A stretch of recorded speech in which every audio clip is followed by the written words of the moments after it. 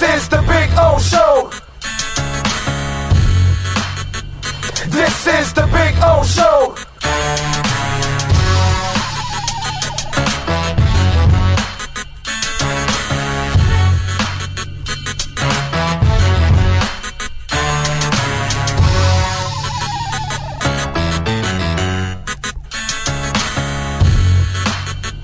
This is the Big O Show. This is the Big O Show.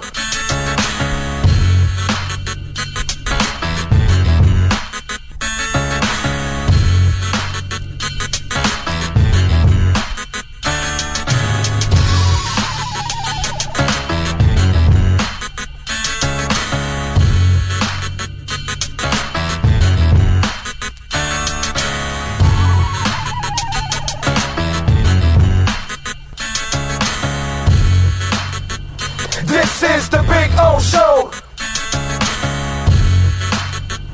This is the Big O Show. This is the Big O Show. This is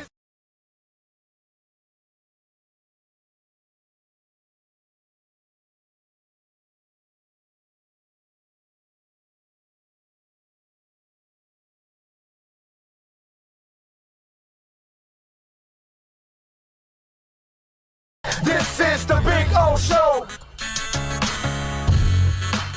Sports fans love a place with great food, cold drinks, and TVs everywhere. That's why sports fans love Sports Grill and their 7 amazing locations. Check out the Bird Road location at 11481 Southwest 40th Street in the back corner of the West Bird Shopping Center. Sports Grill is also now offering some great employment opportunities. All kinds of positions are now available from kitchen to hosting. Call for more information at 305-485-8845. From wraps to salads to amazingly delicious specialty dishes, Sports Grill is the home to the legendary special grilled wings. Since 1987, Sports Grill, good food, good drink, and good friends. It's the Big O Show.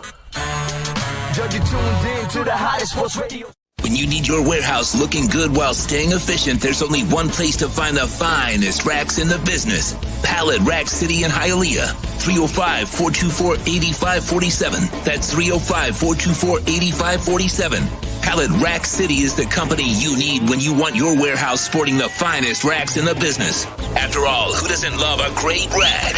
Pallet Rack City. 305-424-8547. That's 305-424-8547. Orlando, a.k.a. the Big O. He covers all the South Florida teams. For over 16 years, EJDconstruction.com has provided South Florida residents quality craftsmanship, accurate project management, and exceptional service. That's why EJDconstruction.com is an A-rated member of Angie's List and the Better Business Bureau. When you're looking for the right custom home builder for additions or home remodeling, please call my friend Eric at 305-433-4843. That's 305-433-4843 for EJDconstruction.com. Office to the heat, well, you know what I mean. Monday to Friday, lollipop blow in the...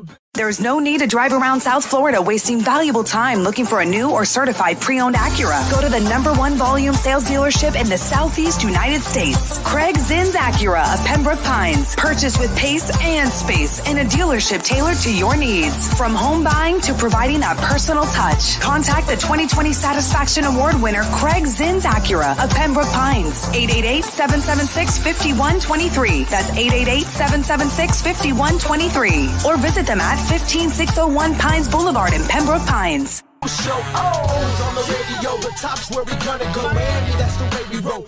Folks, you can support the hardest working sports talk show in South Florida through Cash App or Venmo. Just search Cash Big O Show. Support us through Cash App or Venmo. Cash Big O Show. We thank you for your incredible support. On the morning show, Big O, no one has a similar show. Talk sports, talk plays, talk... If you're a Miami sports fan, then there's only one store to go to, and that's Caneswear at Miami Fanwear in Davie. They're your one-stop shop for all your Inter Miami CF, Canes, Dolphins, Panthers, and Marlins merchandise. They have hats, t-shirts, game day jerseys, and so much more. Located at 2511 South University Drive in Davie, and open 24/7 online at caneswear.com or intermiamiwear.com. Call them at 954-835-5597. Caneswear, the spot where Inter Miami and all Miami sports fans shop. Live and direct, because nobody do it better than Big O in the set. From sunrise, listen live. When you're ready to purchase a new home or refinance the one you have, American Dream Lending will make sure your loan experience is easy with fast approvals and quick closings. With many loan programs and competitive rates, now is the time to turn your dreams into reality. Ask about special financing for veterans. They never charge an application fee, and you will work directly with one of their experienced loan professionals. Stop dreaming and contact American Dream Lending today. 786-802-1727 or online at adreamlending.com. For over 25 years, South Floridians have counted on Tommy B. Butts Jr. Enterprises for their roofing needs. In South Florida, we battle the sweltering heat, rain, winds, and all kinds of tropical storms. That's why when it comes to protecting your family, home, or business, call Tommy B. Butts Jr. Enterprises.com. 954-735-9826 or 954-394-1411 and ask to speak to Tommy, the owner. They specialize in all kinds of roofs. All work fully guaranteed with the customer's complete satisfaction. A+ rated member of the Better Business Bureau. Licensed and insured. There's no buts about it. When your roof needs repair or replacement, go to TommyBButtsJrEnterprises.com. A certified... The viewpoints, statements, or beliefs expressed on the following program by the host, guests, or callers are not necessarily the opinions of FantasyXS.com, Media Group Inc. ownership, management, sponsors, or website. When it comes to South Florida sports teams, very few in the media have witnessed, lived, and covered it like the Big O. Let's start the program dedicated to your favorite South Florida teams with a passion that's unmatched. The Big O Radio Show is on. Here's the Big O.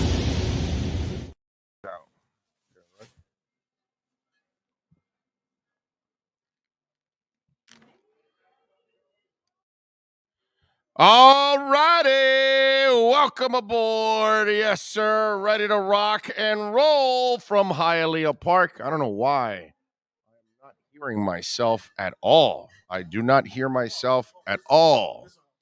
Yes, there we go. I love it. Welcome aboard. Where are we at here on the, wait a minute, hold on a second here. No, it's this way. Yeah, there you go. No? There we go. I think. Let me see. I think we got it there. Is that cool? All right, there we go. All right, way to go. Welcome aboard. Good morning on a beautiful Thursday, a whirlwind week after we just came back from Cleveland last night. And Cleveland doesn't rock. But anyway, we had some fun out there.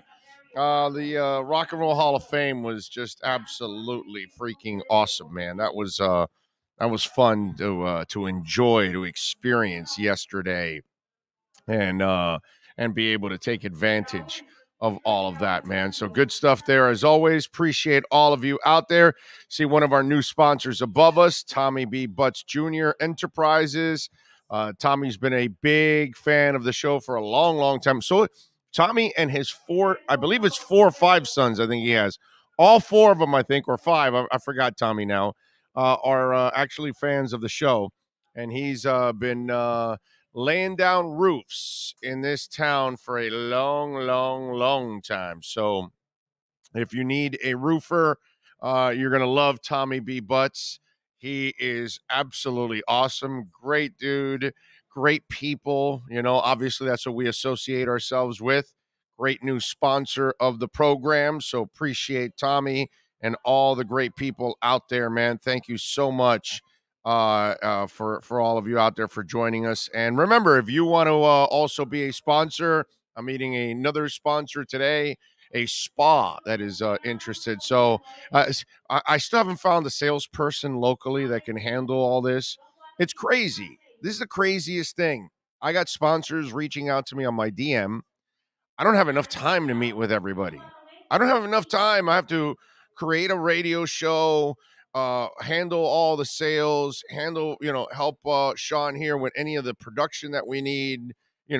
Friday. I mean, hell, Friday we got a show in the morning. Not that I'm complaining, but we got a show in the morning. And then the evening we're back here at Hialeah Park to do the Larry Little Hall of Famers night. And so it's just like I don't stop. You know what I mean? And we're blessed, so blessed.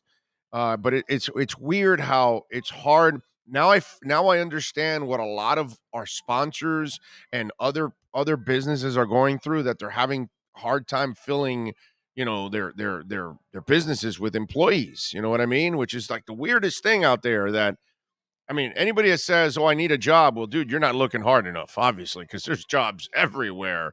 You know what I'm saying? And it's funny how I can't find a salesperson locally to sell our show that has experience. Of course, I've had several people ask, but they don't have any experience. That doesn't help me, whatsoever. But I'm looking for somebody experienced. And it's funny because this is a show that's averaging over 60,000 downloads a day. You know what I mean? We're hitting 100,000 a couple times a week now. It's just like, it's crazy what's going on. 1.8 million a month. So we are on a sick pace. So I thank those of you out there that are reaching on your own and sending me on the text line at 855-912-1056, and you want to be a part of it, or on Twitter on my DM at Big O Show. That's kind of the way it's coming in. You know what I mean? So I appreciate it. That's how Tommy reached out to me, and then we were able to finally meet, and here you go. And we got the draft stuff that we want to do in the off season. We want to travel to the NFL draft. We want to travel to the East West Shrine. We want to do the NBA Summer League. We want to do the Senior Bowl, the Combine, all of those things. And so sponsors are going to be very important to help us bring that kind of programming to all of you out there. You're never going to get it from any of the local stations. So this is where we got to team up. That's why I tell you, we're like a family, all of us. It's us here. It's the listeners. It's the sponsors. We're putting it together. Together, we're putting the best sports show out there in South Florida. This is the most listened to sports show in South Florida, but it takes teamwork. So I want to thank all of you out there, man. You guys are just absolutely, amazing. And talk about amazing, Hialeah Park, the Brunetti family, Frank Fiore, Steve Calabro. Just some great people out here, always supportive of everything that we do. And we're going to be doing all kinds of things here at Hialeah Park, not just every Thursday here. We got the Larry Little Hall of Famers night on Friday night. I'll be emceeing that. I don't know what the hell I'm going to do emceeing that, bro. I don't know. What kind of jokes do I go with? What era do I go? Like, do I make sure that the jokes are old? You know what I mean? I can't necessarily make younger references. I got to make sure, all those kind of things. The younger references are already a challenge for an old guy like myself. You know what I mean? So it is what it is. I don't know, man. But it's going to be so fun. Oh, yeah. You get to film it, and all you guys get to see it live, all my screw-ups and everything. So that'll be good. But Friday night, man, maybe Mark Clayton joins us. Mark Duper joins us. Dwight Stevenson, Larry Little, So some of the living legends, are that we've all, a lot of us grew up with.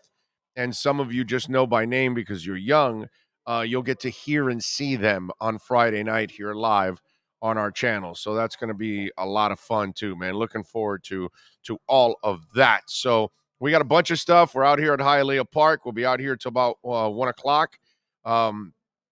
Let's see. We got, let me see, where are we at here? We got Panthers back in action tonight after beating the Capitals. They're taking on the Sabres at the Florida Live Arena. Let's see if the boys can bounce back and start the new streak, as they say. Cavs, Didn't I tell you guys, what was it, like 2 weeks ago? I had Iron, and I was telling people, hey, the Cavs are a pain in the ass. And I know last night, no Butler, no Bam. Bam's headed for surgery. We all know that, thumb surgery. So he's going to miss like 6 weeks. And who knows how long it'll be. Maybe it'll be a little less. Maybe it'll be a little more. Let's hope it's a little less and he's able to get back. But last night they got spanked, 111-85. That was an ugly game last night. And this is part of the character building of this team right now. And the guy that needs a gut check right now, his name is Duncan Robinson. I mean, this is kind of reminds me of X. Well, dude, you asked for the money, right? You demanded for the money. You held out for the money. Well, then you got to play now. I get it. You had the 10 interceptions last year, but what about this year? You're giving up a ton of touchdowns. You're making some business decisions out there at times. You know what I'm saying? You've underachieved after you asked for the money. Well, Duncan Robinson, I know you're in a shooter slump, and I know shooters get in a slump. But, my man, part of being a great player or becoming that guy, and I don't care what level it is, you got to know when to step it up. Like Tyler Van Dyke knew when to step it up. And he talked the talk, he walked the walk, and he got it done. You know what I mean? It was one of those things that you can't deny. Jimmy Butler knows something's going on, something's wrong on the court, they don't have enough. He kills himself. He wills himself to make sure he fills the void that is left. I'm not asking Duncan Robinson to replace Bam Adebayo because that's impossible. There's no, I can't find a Will Smith genie anywhere that can even, give us that wish. Okay, Duncan Robinson, you will now play defense at the level of Bam Adebayo. No. Okay, there isn't a genie that could come up with that miracle. All right. Speaking of young references, so you look at it, Duncan, dude, you want your $95 million, right? You negotiated it. Well, doggy, it's time to step up. Now Butler's out and Bam is out. Last night, you're up against Cleveland, and, dude, you go 0 of 6, 0 points. That's unacceptable. You got to do better than that. I mean, Max Strus did better, 4 of 8, 2 of 5. Gabe Vincent, 4 of 7, 3 of 5 from three-point range. Well, then, you know what? Let's give them more shots. But it's a bad look right now. It hurt last night. Lowry didn't play well either. 1 of 5 from three-point range, 2 of 9 overall. So he's got to do better also than 7 points on a night like last night. But Lowry has already done that throughout the year, that there have been moments. But Duncan just got his contract. It's like, well, dude, you asked for it, right? You wanted this money. Well, part of taking this money is taking the responsibilities. And I get you're in a shooting slump, but find your way out of a shooting slump already. They can't afford to wait for you to just shoot it out for a month or two while these guys are out. And Jimmy, will probably miss maybe a couple more days, a couple more games. I don't know how long. What is it? Tailbone bruise, I believe, is how they labeled it. That's something that could last for a while. Not, months and anything like that, but it could last for another week or 2 or 3. So, you need other guys to step up now. Yurtsevin, maybe here's forced development now, right? Because Dedmon can replace some of the defensive stuff that you get from Bam. You'll get some of that from Dedmon. Now, Dedmon can't match offensively what Bam brings to the table as a shooter, as a facilitator, all of those kind of things. Those are areas that Dedmon is not going to be able to. That's a void he can't fill. You know what I mean? But part of filling that void is Duncan. Part of filling the defensive part, obviously, is Dedmon. And then Yurtsevin is probably not ready to play defense the way you need it at this level. But, kid, guess what? I think he got like 4 minutes, if I remember correctly. He didn't get a lot of minutes yesterday, but this is an opportunity now for him to develop a little bit here, and I guess you got to force it right now. But the guy that I'm really, really disappointed in is Duncan Robinson right now. Duncan Robinson's got to find a way out of that funk immediately. All right. They've got Indiana at Indiana on Friday. That is going to be an incredibly difficult game for this team without Jimmy and without Bam. So let's see what Duncan does. But it's time for desperation to set in for Duncan Robinson. You know what I'm saying? That's that you need that in a big time way.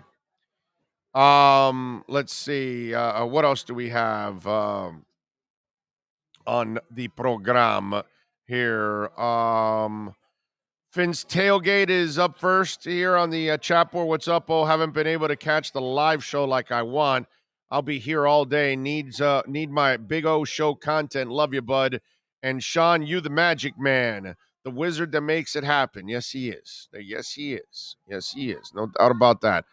Omar Lopez is in. Mike Honcho says, is this the right link for today? Check the dates, guys. Dates will tell you. Like Thursday, December 2nd, that goes with it. If you hit a link that says Friday, it can't be the day. If you hit a link that says Wednesday, it can't be the day. You know what I'm saying? So just look at the day of the week and the date. I know we put up a few ahead of time, so people already know that they're coming and that kind of stuff. We kind of put it a couple days to even a week ahead of time. And but you can tell it's the link when everybody else is on it, and we're live too at the same time. So welcome aboard, Mike Concho. Steve Chapman is anybody's guess, Mike. The links have been hard to find lately.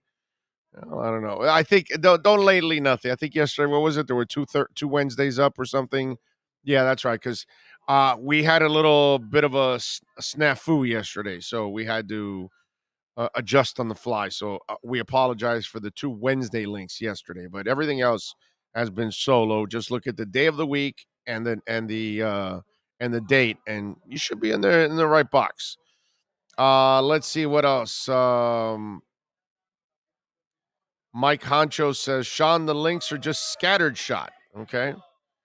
Also today, the image shows waiting for Big O show December 1st, 10:30. I don't know. Was that erased? That was the extra Wednesday.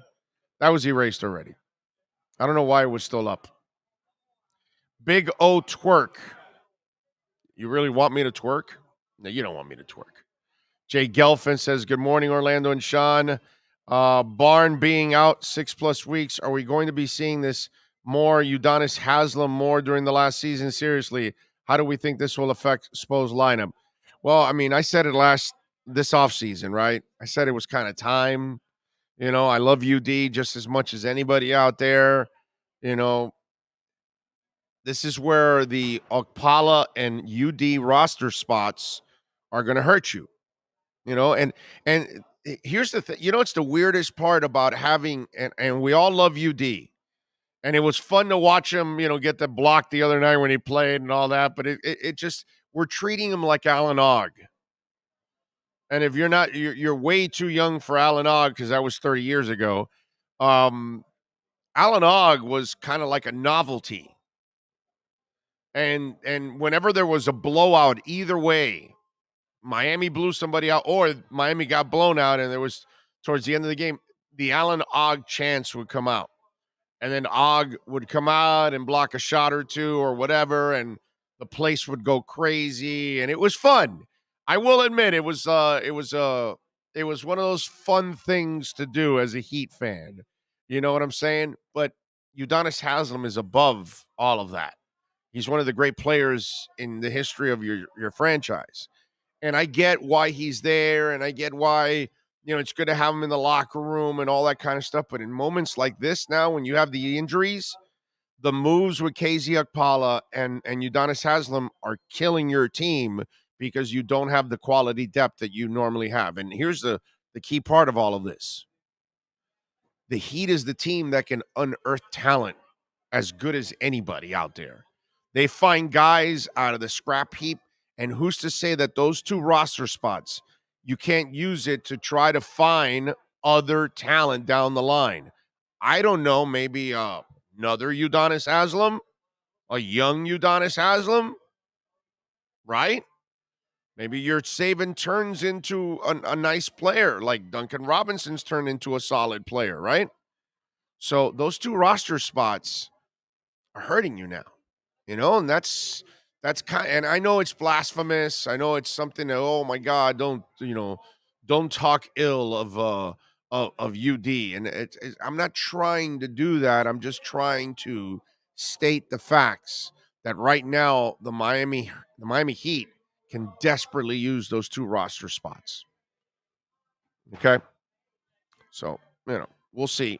It's more than just Spo. It's kind of a franchise thing, but they've got to make a tough decision at one point or another. Let's see. Anyone else feeling there will be a greasy spot where the New York Giants used to be? I don't know. Richard Saylor says, "Good morning, Big O. I can say you are my favorite YouTube sports guy on the Dolphins and Canes. Thank you for your honesty and no bull sports reporting. Thank you, Fins for Life," he says. Richard, appreciate you, my man. Thank you, thank you. Anthony in, Derek Sibley's in, Big Bob in. Anthony says, "Big O, have you packed with you? Come with our group next year versus Bears road game." I would love that, Anthony, but we do have a sponsor, and we have to be at a sponsor every Sunday, and that's at Sports Grill. So I probably am not going to be able to do those kind of things. Maybe in the playoffs or something like that down the line. Maybe that's something that we can go on the road for. Derek says, "Guys, are we getting our 5th win in a row this Sunday?" Yes, we are. Yes, we are. We are going to experience our 5th in a row. NorCal says, "Cleveland is gross, but so is San Francisco now. Puff, puff, pass." Yeah, what happened to California, bro? God, the leadership there is so poor, and how they allow San Francisco, and you see Portland, and how they've got all these people, homeless people all over. I was seeing a story, just normal neighborhoods, and then homeless people like raid your neighborhood and ruin your neighborhood and everything that's going on. And it's a shame, man. It's a shame. And it's poor leadership is what's going on in California, in Portland, in Washington. I mean, in Washington, you got the kind of leadership that allows, what's an autonomous zone. You allow a bunch of bums to take over a couple streets and even take over a police station. Like, what the hell is that, bro? Are you kidding me? So yeah, NorCal, I don't know what the hell is going on in the West Coast, and they got enough issues with fires and droughts and traffic and all the other things that they should be worried about. And then they've created all these other problems. Like, I don't know if have you seen this, Sean, that there's groups of people that are bum rushing stores in San Francisco and just stealing everything. They run in and it's a group of 20 people and all that. So, and this has been going on for a while now in San Francisco. I mean, the crime rate in San Francisco is nuts, dude. Really, but it all comes from the people that you put in office, man. So I love it when either Dems or Republicans think they have the answers, and you look at some of their places, and it's just an absolute disaster. Nobody's got it figured out, but man, California, oh God, damn. I'm glad I'm here in Florida. That's for sure. I wouldn't want to live in any of those. Mario should get the hell out of Oregon. And I'll get to that in a minute. Big O, I'm interested in sponsoring my website on your show, my man. Well, Derek, all you got to do is reach out to me on the DM, either Twitter or on the text line, and I'll get in contact with you and we'll talk. Let's see. Big O, let's do a Dolphin road game next year. I would love to, guys, but sponsors. Big O, could you please stop saying you're old? I'm close to your age, and you're making me feel old, too. I mean, I'm 55. What can I do, bro? You know what I mean? Now, I'll tell you this. I don't act 55. I don't live 55. 55 don't do what I just did. 55 don't do what I did last month, where I went to a concert in Atlanta and showed up the next day here for a show. No. So, whatever age I am, I don't act it. That's for sure. I don't live it that way either. You know what I'm saying? So it's not so much an age, my brother. It's an attitude. That's what it is. Now, 55 years of wear and tear, that I feel. Duncan never going to be great. He didn't hold out like X. It was market price. That's on the Heat. But they're both failures, one. X held out and hasn't lived up to the money he asked for. That's the problem, Juan.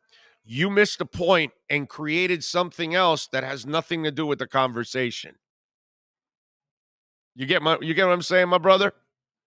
Who gives a rat's ass whether it was market or you held out? You wanted your money. You got your money, right? One demanded the max. The other one held out and wanted more money, or held in and wanted more money. Either way, you missed a point. They're both failures right now. X is not living up to all the money that he has. No matter what any of you out there you think just because of the 2 turnovers, that makes his season, you're not watching the games. Man, that is something I got to use all the time in this show, huh? Watch the games. Actually watch the games. Don't watch a highlight. Don't read an article from somebody. Watch the game. Gonna have to put something together so we can hit that like the blind ass fan alert. Yeah. Watch the game. Yeah, we're gonna have to do that. Yes. NorCal says, Big O Wide World Dolphin fans sponsored your rooms at Vegas and will do it again for 2022. I have a great idea, bro. We should talk.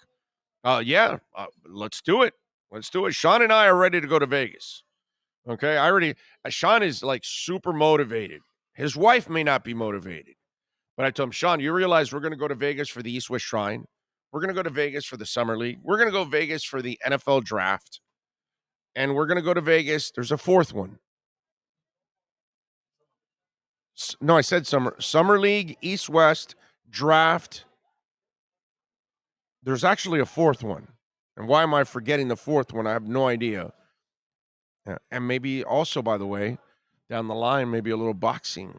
You know what I mean? So, lots of things. But yeah, and plus we got the Combine that we want to go to. We got the Senior Bowl, all that kind of stuff. So, yes. NorCal, you got my number, so call me this afternoon, and we'll talk, my brother.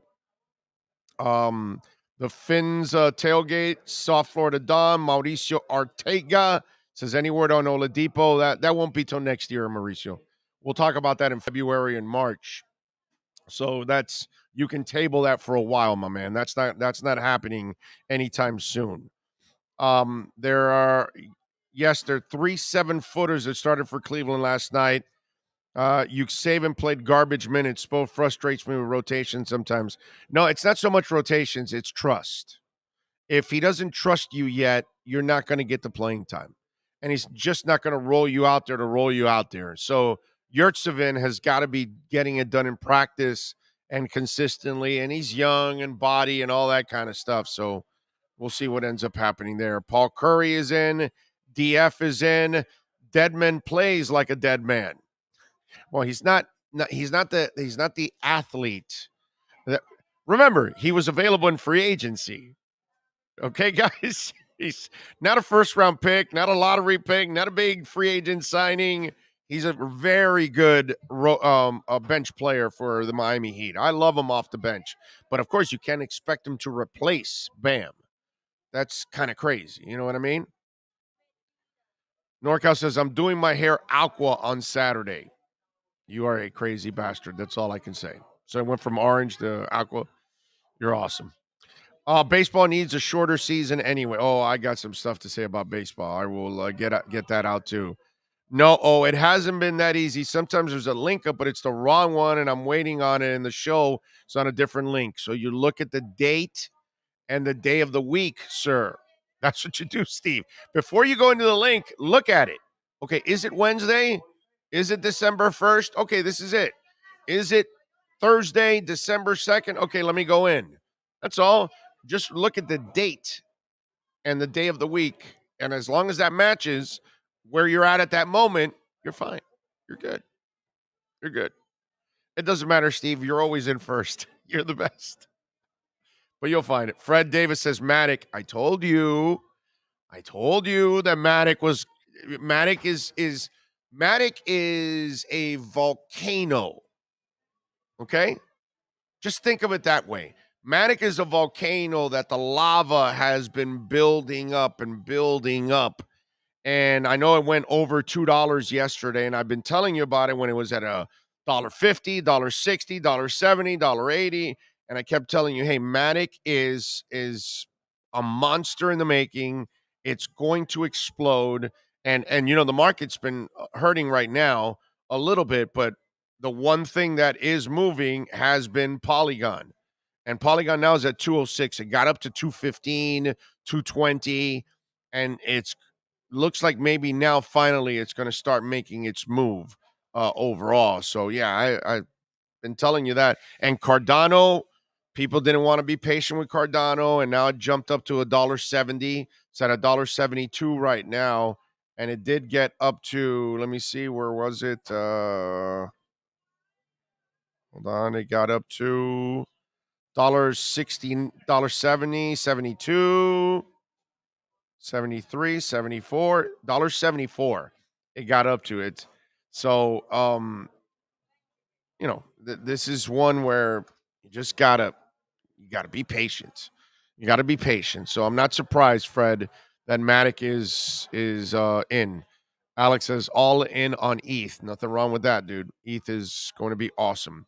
Manny Guerrero says Tua dropping 4 TDs this week.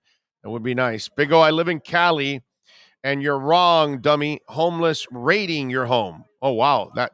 You know what? I did read about some homeless people raiding homes. Yes. In fact, we had a homeless person raid our hotel yesterday. You know that? There was a homeless person sleeping in one of the rooms yesterday in the hotel we were in. And then they discovered her. Greeper witnessed it all. I didn't. And so he went down to get to breakfast, and they had to call the cops, right? And so she's screaming at them. She illegally slept in a room, and they're asking her to leave, and she's screaming at them, right? And so the cops get there, and apparently she told the cops, don't make me cut a fool up. And I go to Greeper, you didn't record this? And he goes, no. And I go, what the hell's wrong with you, bro? That's a viral minute right there. That's a line of all lines right there. Don't make me cut a fool. So, yeah. No, it's a bad situation, man. It's a bad situation. Let's see. Big O Holland, the MVP and spark of the defense turnaround. Yeah. Yep. You're right about that. Stop Cali and focus on what you're good at. I'm good at a lot of things, my brother. So what can I tell you? So, and don't tell me to stay in my lane. Okay? I hope that's the last time I read that from you, because that'll be the last time you're here. Apparently, this fool doesn't know this show. Big O, you see the crappy ESPN 10 rookies. Holland is number 10 and no one else. No Waddle or Phillips. Well, Waddle's not going to get the praise he deserves. He doesn't even get it here locally, bro.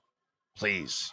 You got people that think, up until a couple weeks ago, you got people thinking that Waddle is a bust and Waddle can only run 7-yard routes, and they don't understand football, and they don't understand that this offense is stuck in a rut because of the coaches, because of the decisions that's being made by these people, unfortunately.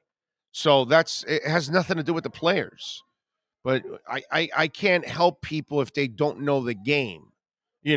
A lot of you out there, right? Oh, fire Chris Greer, fire the front office. Now you're all right. You're all dead ass wrong, because everybody's developing except the offensive line. And that's only because of the head coach's terrible decisions. That's why the offense and the offensive line are not developing, or are not, exceeding any kind of expectations or even reaching anything that's impressive.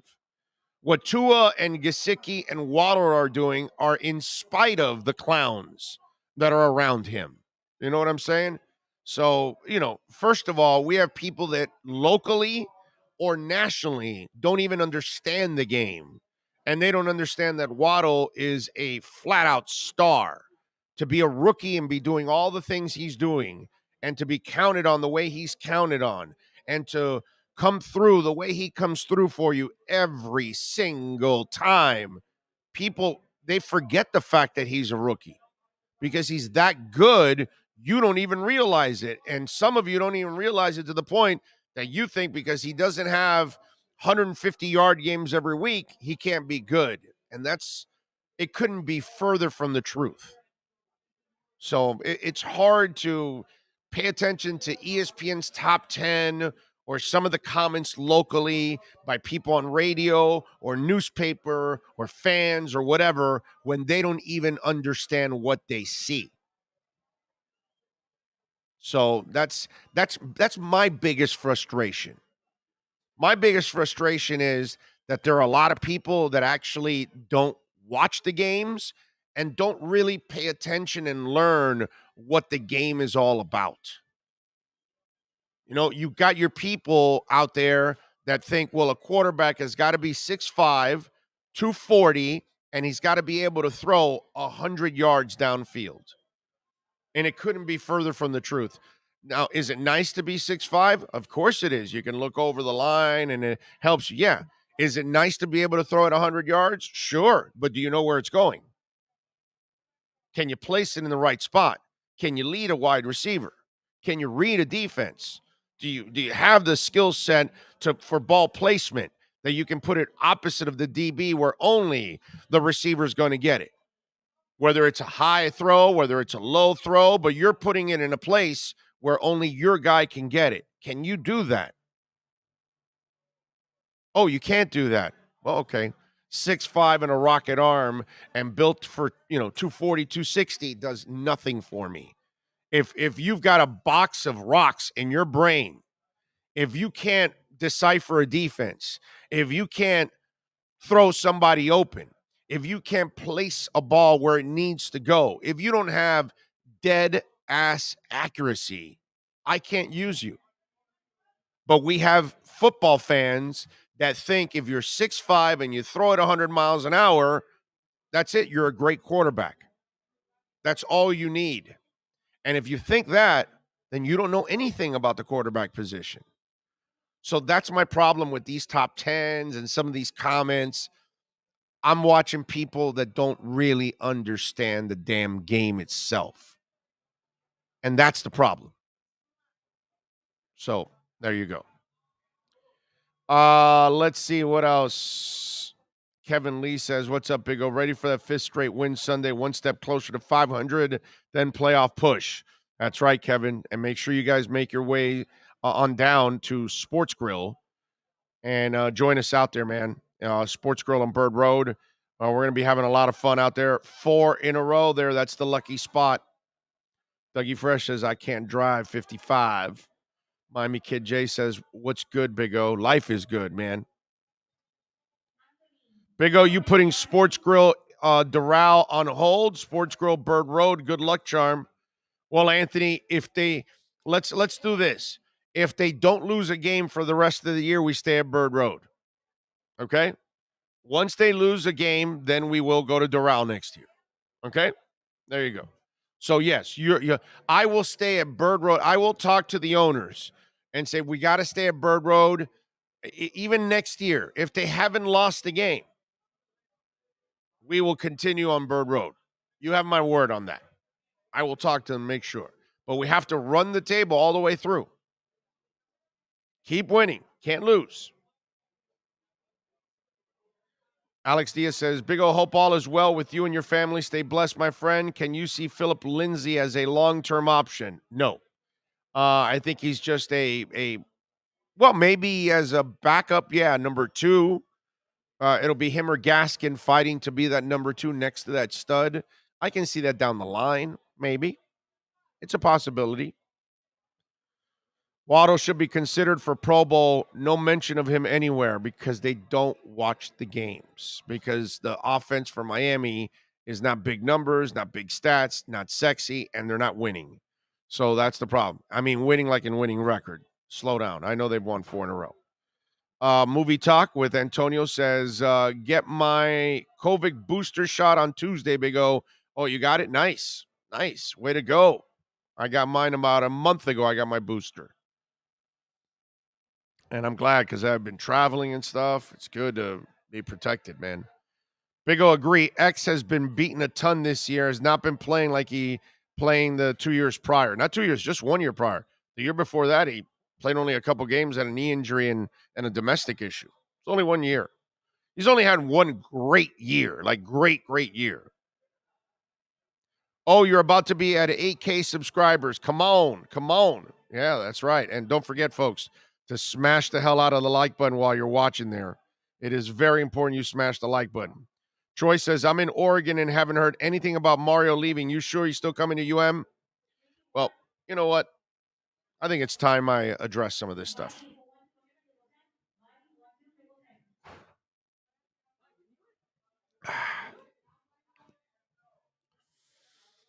Okay.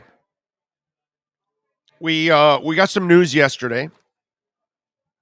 Manny Navarro of The Athletic reported that New Mexico AD Eddie Nunez has pulled his name out of the race. Now, we got into an interesting conversation with Manny yesterday. If you missed it, you should check it out because there was I think I brought something up. I think I brought something up yesterday, Sean, that nobody really thought of, right? The AD stuff and neutering and all that. And again, people with unrealistic expectations. But let me tell you something. The University of Miami may be going down a path that I wouldn't go down. That doesn't mean it's right or wrong. You know what I mean? Time will answer it all. But I'm thinking, first of all, word is that they're willing to spend the money. Okay, so if money's not the issue and Eddie stepped out, and really, you figure it can't be about money.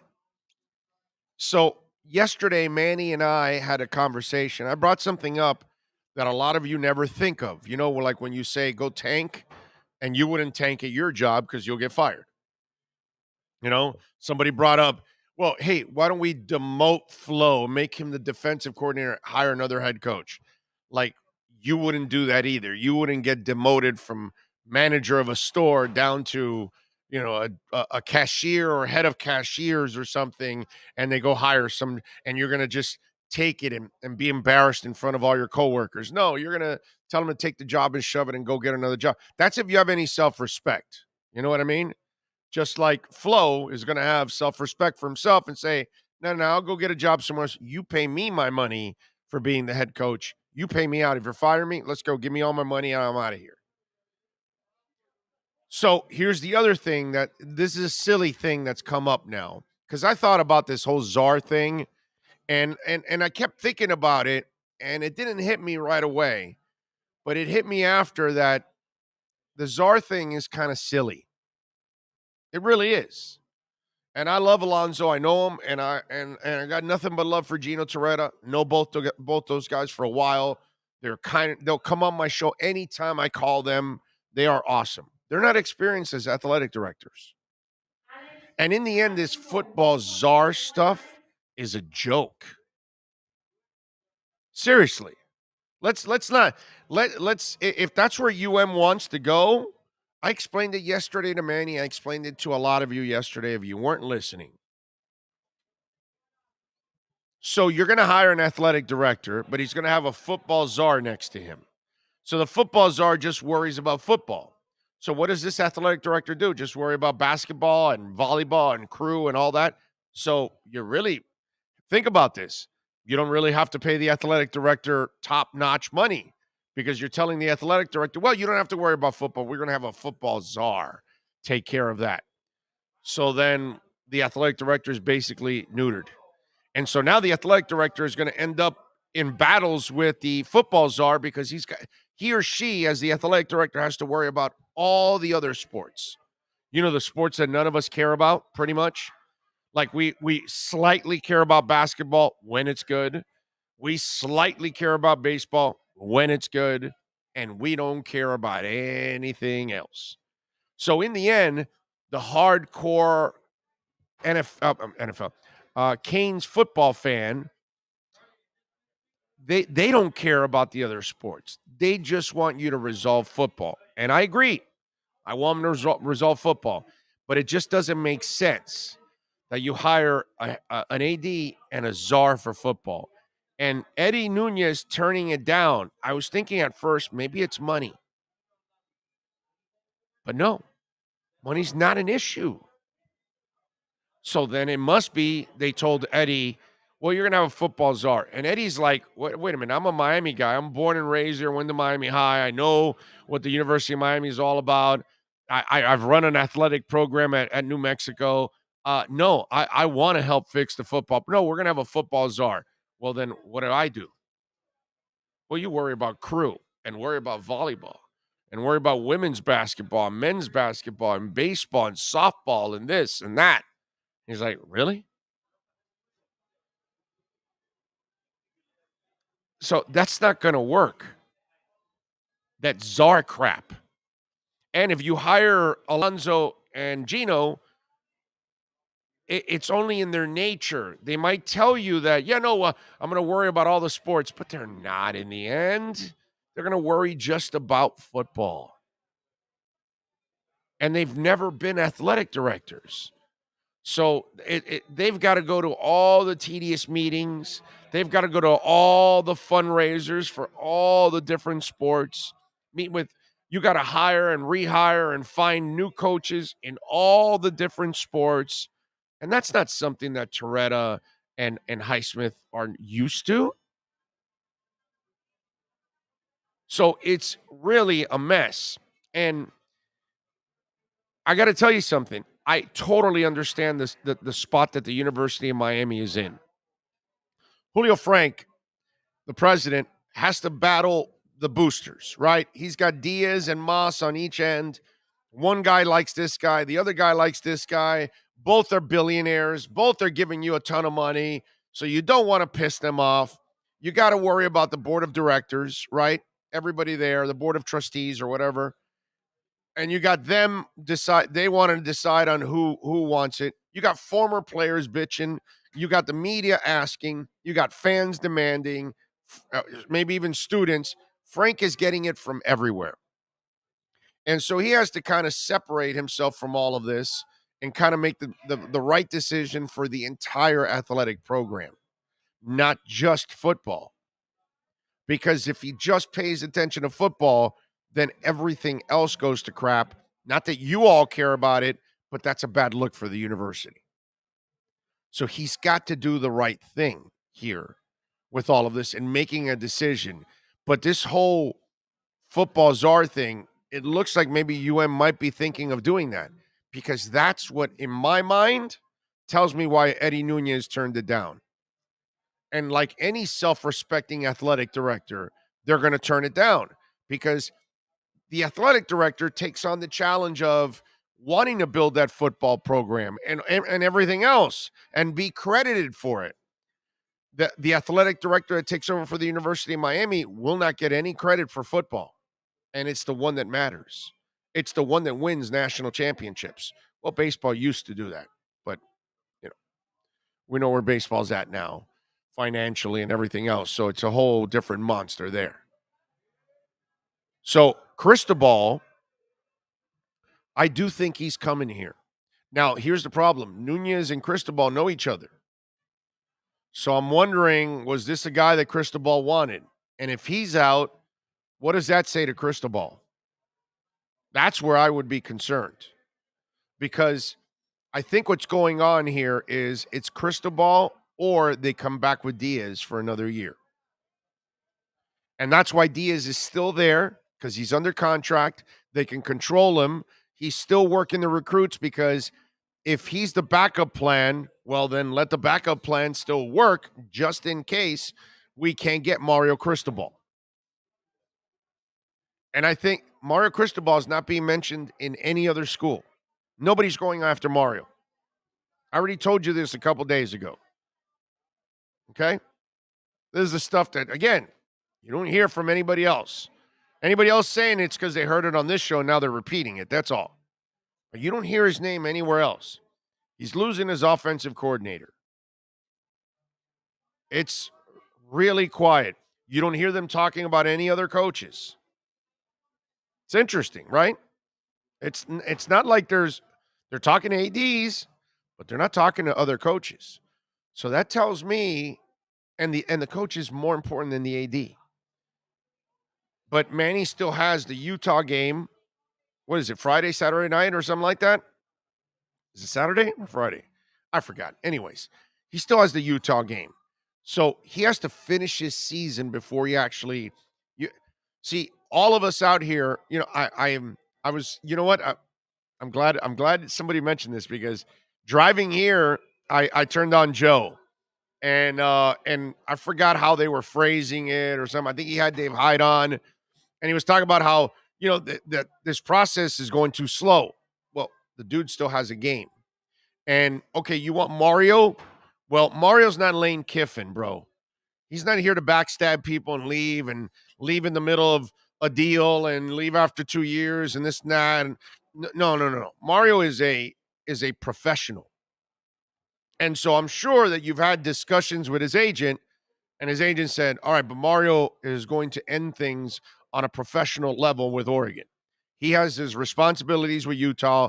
He's going to worry about the kids in this program at the moment. And when he's done with all of this and he can sit down with Phil Knight and explain everything, then he will come to the table and talk about a job.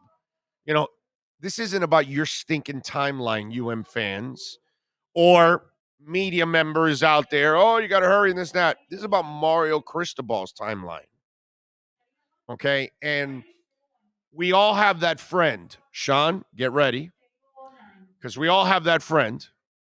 And I know you're going to say yes, because at one point or another, you have that friend that he or she quit a job and did not have another job in place. You met that friend before? You got that one, right? We all have that friend.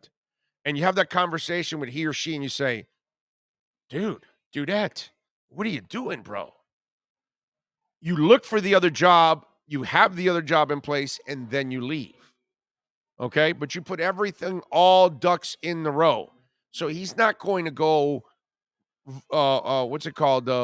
rogue all of a sudden now and disappear on Oregon after they gave him the opportunity of a lifetime to prove himself as a head coach.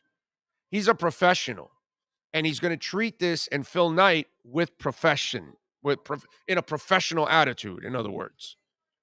He's going to sit down with him. He's going to explain the situation. Mother ill, Miami guy, Miami program. I played there. I won a national championship there. I love that place. Coached at FIU. Phil Knight's going to know the whole history. And he's not, I told you this yesterday with Manny. He's not going to be a vindictive person about this. But he will be if Mario's an asshole. If Mario's irresponsible. If Mario's like my friend that acts emotionally and quits on a job and doesn't have another one in place. No, everything's going to be done with the right time, not your time, UM fan, however it is that you represent, because I'm, listening to the boys at QAM in the morning, and they're like bitching and complaining. It's like, yo, dude, it's not up to you. It's up to Mario. He's got to decide. And he's got to do this with a process. This isn't about making you happy. He's got to do things the right way. See, here's the thing, and here's where I get pissed off sometime with the Neanderthal fan, okay? Because some of you little bitches out there, fans, you were like, because some of you, well, you changed your tune to Mario Cristobal. And some of you, I don't want that guy. He left our program. And we had this conversation already on the show. If you're that fan, you're pathetic. You're disgusting. I've said this already. I've trashed that person over and over again. Mario Cristobal left to go to Alabama because he's smart. Leave your little fandom alone, okay? Your little pathetic stuff and your little emotions, and it's all Canes, and we all got to bleed the colors and all that crap. Please, leave the kitty crap alone, okay? Adults, professionals, men, okay, real women, okay, they look at this as a profession. And you sit down and go, do I stay here working for Al freaking Golden in a disaster of a program, or do I go get an education with Nick Saban? Yeah. I commend him for being smart enough to go to Alabama because that's what opened the door to go to Oregon. And then you had the butthurt people who have now had to swallow their pride and say, no, we want Mario. Of course you want Mario because you were wrong then for holding it against Mario for leaving to go to Alabama. Why? Because either you're a pathetic fan or you're a pathetic administrator that you couldn't look in the mirror and say, the man made a smart move. Our program is nowhere near Alabama. Our program will not provide Mario what he needs to succeed. Our program will not allow Mario to become a better professional, but Alabama will. And that's exactly what happened. It gave him the stage. He became the best recruiter in the country, number one. And then Oregon said, we got to get that guy. And then finally, the idiots at the University of Miami learned their lesson and said, yeah, we got to let bygones be bygones. And if any of us have bitterness, we got to put them away. Whether you're a little pathetic booster donating your little thousands and millions of dollars, oh no, cheer on for my team only. Mario, no, you left me. Oh, you broke my heart. Oh, get the hell out of here. You're pathetic. You're all pathetic. Those of you that were holding it against Mario. That's why I told you about a week and a half ago, I don't know if Mario's a good fit here. Because if he doesn't win big, you guys are going to tear him apart. You know what I mean? And he hasn't won big in Oregon yet. So he's got to now do what he never did at Oregon. It's going to be rough for him here. It's not going to be an easy job for him. But he wants to come here. But it has to be on his timeline. Not on your timeline, Canes fan. Not on your timeline, media. Not on your timeline, boosters. Not on your timeline, anyone else that's in this damn picture, administrators. Has to be, you want the guy, you got to let him do things the right way. Not like my friend that wasn't prepared ever in life and would quit one job and not have another. No. Those of us that are responsible in life, we got another job in place. Remember when I told you a few years back, that story I told you that they wanted to go all jocks and they wanted to move me to nights? Right away, I went and got a job behind the scenes. And then I gave my 2 weeks. And that's it. And I left. And I had to sit out a month because that was part of my non-compete. And then I started working. But I didn't turn in my 2 weeks to QAM until I already had my job at 640. You know what I mean? Because that's what us smart people do. That's what us responsible people do. You know, we do what's best for our careers. We don't do what's best for them. Screw them. And that's what Mario's doing. Mario has to do what's best for him, not what's best for you, not what's best for the administration, not what's best for the media. He's not here to make any of you happy. He's there to better himself because he's the guy that has to do the job. He's the guy that has to carry the responsibility. All right, 1 hour down. We got several more to go. Speaking of the Canes, I'm going to have a special guest with us at the bottom of the hour. Two-time champion Kelvin Harris is going to join us at the bottom of the hour. We're going to talk about several Canes issues with the former Canes great.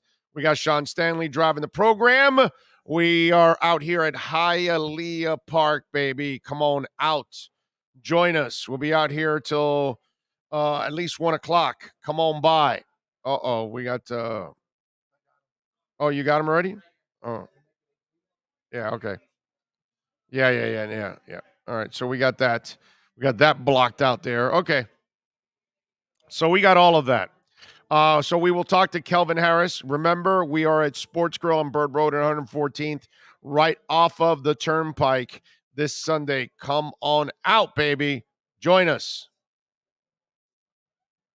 Appreciate it out there. 11 o'clock, we'll start the pregame show. All right, let's take a break. Let me rest the voice. Back with Kelvin Harris next. This is the Big O Show. Sports fans love a place with great food, cold drinks, and TVs everywhere. That's why sports fans love Sports Grill and their 7 amazing locations. Check out the Bird Road location at 11481 Southwest 40th Street in the back corner of the West Bird Shopping Center. Sports Grill is also now offering some great employment opportunities. All kinds of positions are now available from kitchen to hosting. Call for more information at 305-485-8845. From wraps to salads to amazingly delicious specialty dishes, Sports Grill is the home to the legendary special grilled wings. Since 1987, Sports Grill, good food, good drink, and good friends. It's the Big O Show. You're tuned in to the hottest sports radio.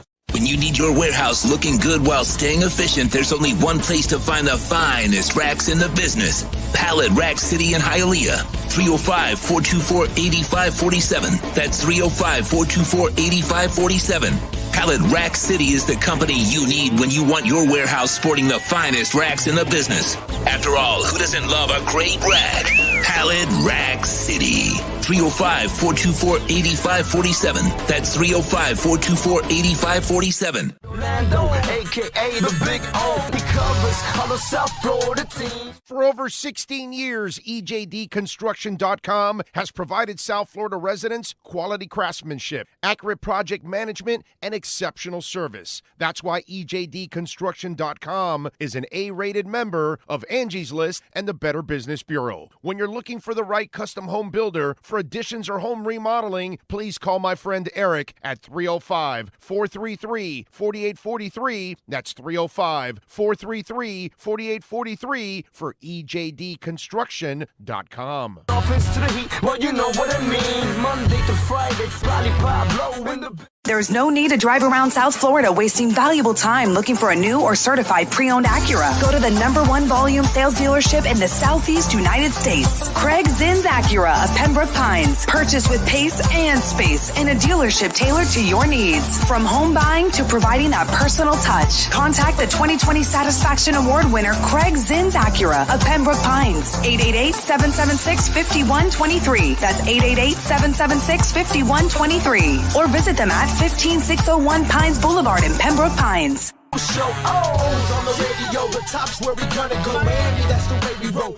Folks, you can support the hardest working sports talk show in South Florida through Cash App or Venmo. Just search Cash Big O Show. Support us through Cash App or Venmo. Cash Big O Show. We thank you for your incredible support. On the morning show, Big O, no one has a similar show. Talk sports, talk plays, talk... If you're a Miami sports fan, then there's only one store to go to, and that's Caneswear at Miami Fanwear in Davie. They're your one-stop shop for all your inner Miami CF, Canes, Dolphins, Panthers, and Marlins merchandise. They have hats, t-shirts, game day jerseys, and so much more. Located at 2511 South University Drive in Davie, and open 24/7 online at caneswear.com or innermiamiwear.com. Call them at 954-835-5597. Caneswear, the spot where Inner Miami and all Miami sports fans shop.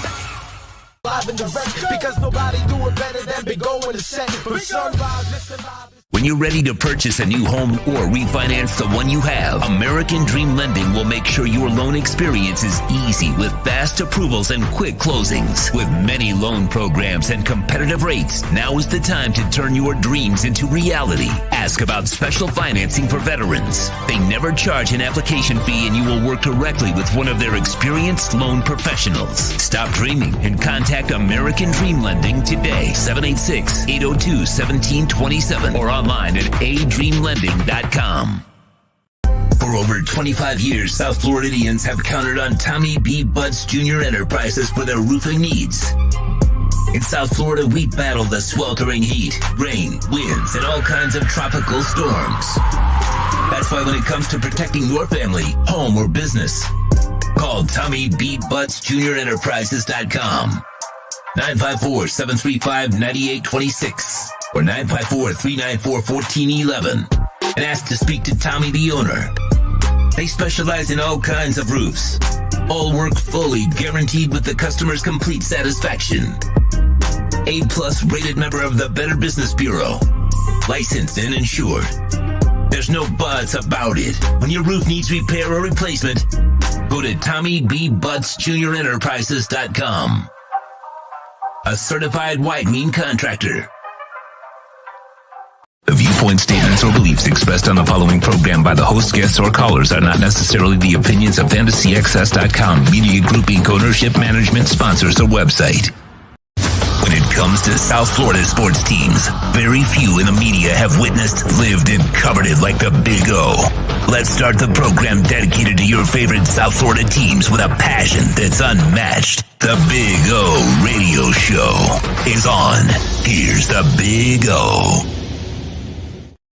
All righty. Yes, sir. Hour number 2 on the program. We are awaiting Kelvin Harris, the 3-time champ, to join us. We'll have some fun with him. He's got his World League host of the U podcast. So we'll get into it with Kelvin. We'll have some fun with him. I want to get his thoughts on all of this going on with the U. But you know, like I was talking about yesterday, I think Mario is the guy. It's either Mario or they come back with Manny. I think that's kind of the plan that's going to end up happening right now. But in the end, I don't think Mario's going to want to work with Azar. I don't think Mario needs Azar. You know what I'm saying? And if you think about this, you have Azar and you have Mario and you have an AD. So the AD is neutered because the AD has no say in football pretty much. Or if you give him some say, then it's the Czar and the AD fighting. And then Mario, who has already experience on building a program many different ways at a lower level at FIU, at a higher level with Oregon, behind the scenes with Nick Saban. So he's got a wealth of experience of every aspect of it, from coaching to recruiting to, you know, obviously reloading and all of those kind of things. So what's he going to need Highsmith for? What's he going to need Toretta for? You see what I'm saying? And so Mario Cristobal doesn't need no football czar looking over him. It's ridiculous. The more you think about this football czar stuff, the more it just really pays. It just doesn't. It's a nothing burger. And all it does is create more problems. Get the right AD, get the right coach, and everything will be fine. That's it. It's pretty simple. It's not that difficult. I'll give you another thing that I saw that I found pretty ridiculous. And this is Randy Mueller. You know what? I see Kelvin is there. But I'll get back to the Randy Mueller comment in a minute because I thought that was, you know, kind of silly with Randy. All right.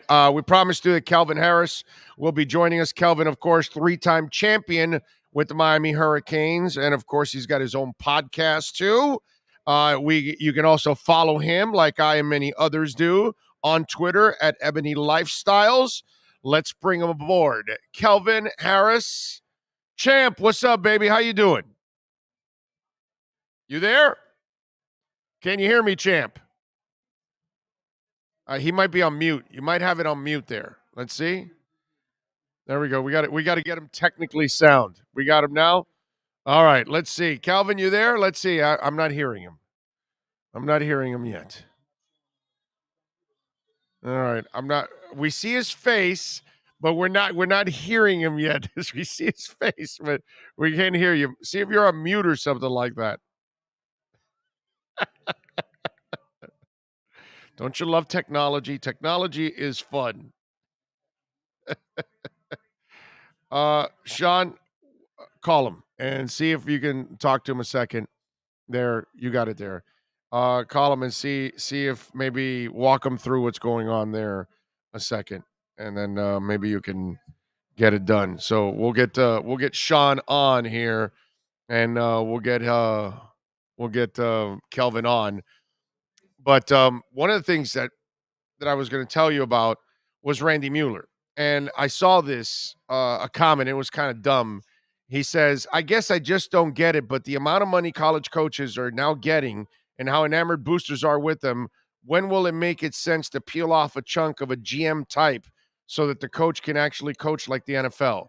Well, see, the problem with that story there that Randy puts out, that's very pro and not thinking college.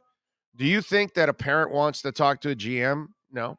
Parent wants to talk to the coach because that's who the parent or guardian, they're handing their kid off to the coach. The coach is tied to the kid. The coach is looked at as the father figure that's supposed to look over the kid. This isn't the NFL, and you can't treat this like a pro business. Even though it is a business and all of that, and with the NILs and everything, we've kind of made it a little bit more of a business, but there's still too much connection between the coach and the player at the college level. So you can't do what Randy says. And a GM just doesn't work that same way because the parent wants to sit down with the coach and know about the kid's future, know about the kid's opportunities. All right, coach, you say he's going to have an opportunity. Yeah, he's going to have an opportunity. Next year, he'll be competing with this and this kid. Or maybe the coach promises him a spot and says, your kid's going to end up starting. You'll see. Whatever it is. But the coach is everything in college football.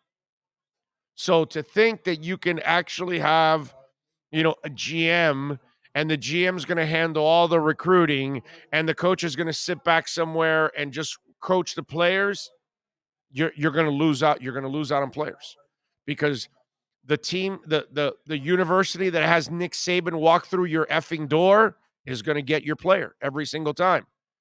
And if at LSU, Brian Kelly doesn't want to come to your house, but he wants to send the football GM, who do you think is going to win that recruiting battle? You think Nick or Brian Kelly's GM?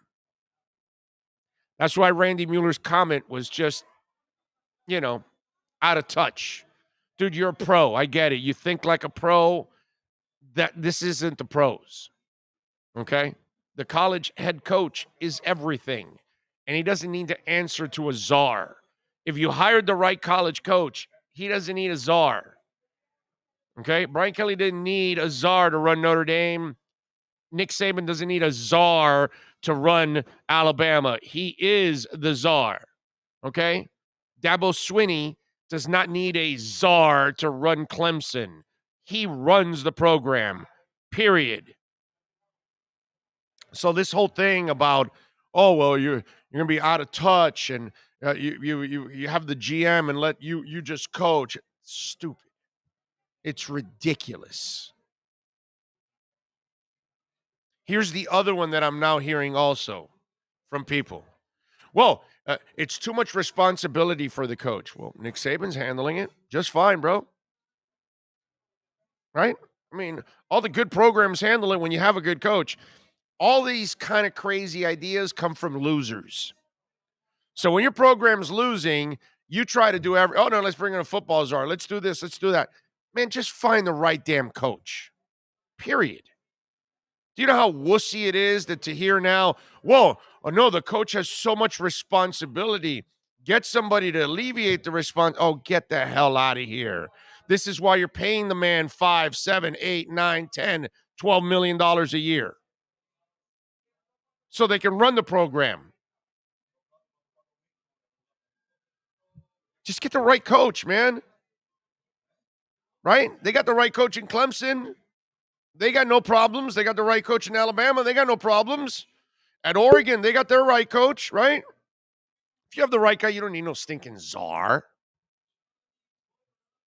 Mario Cristobal going to answer to a czar. Get the hell out of here, dude. It's ridiculous. All right, let's see if my man Kelvin Harris is ready to go. We'll get into it all there. Adrian says, I saw, since you saw Genesis, did you see them in 87? Yes, I did for the Invisible Touch Tour. I was there. And then the following night at the Sombrero. I saw that. Is Kelvin ready to go? All right, let's see. Let's see if he's got the snafu ready to go. The technical snafu is over. Kelvin, are you there, my man? Are you ready to go? Let's see.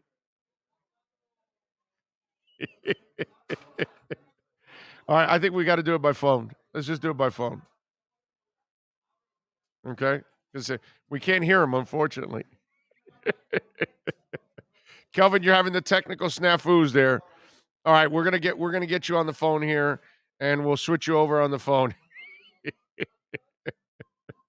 It's funny because you see his face there. You know he wants to connect. He sees us.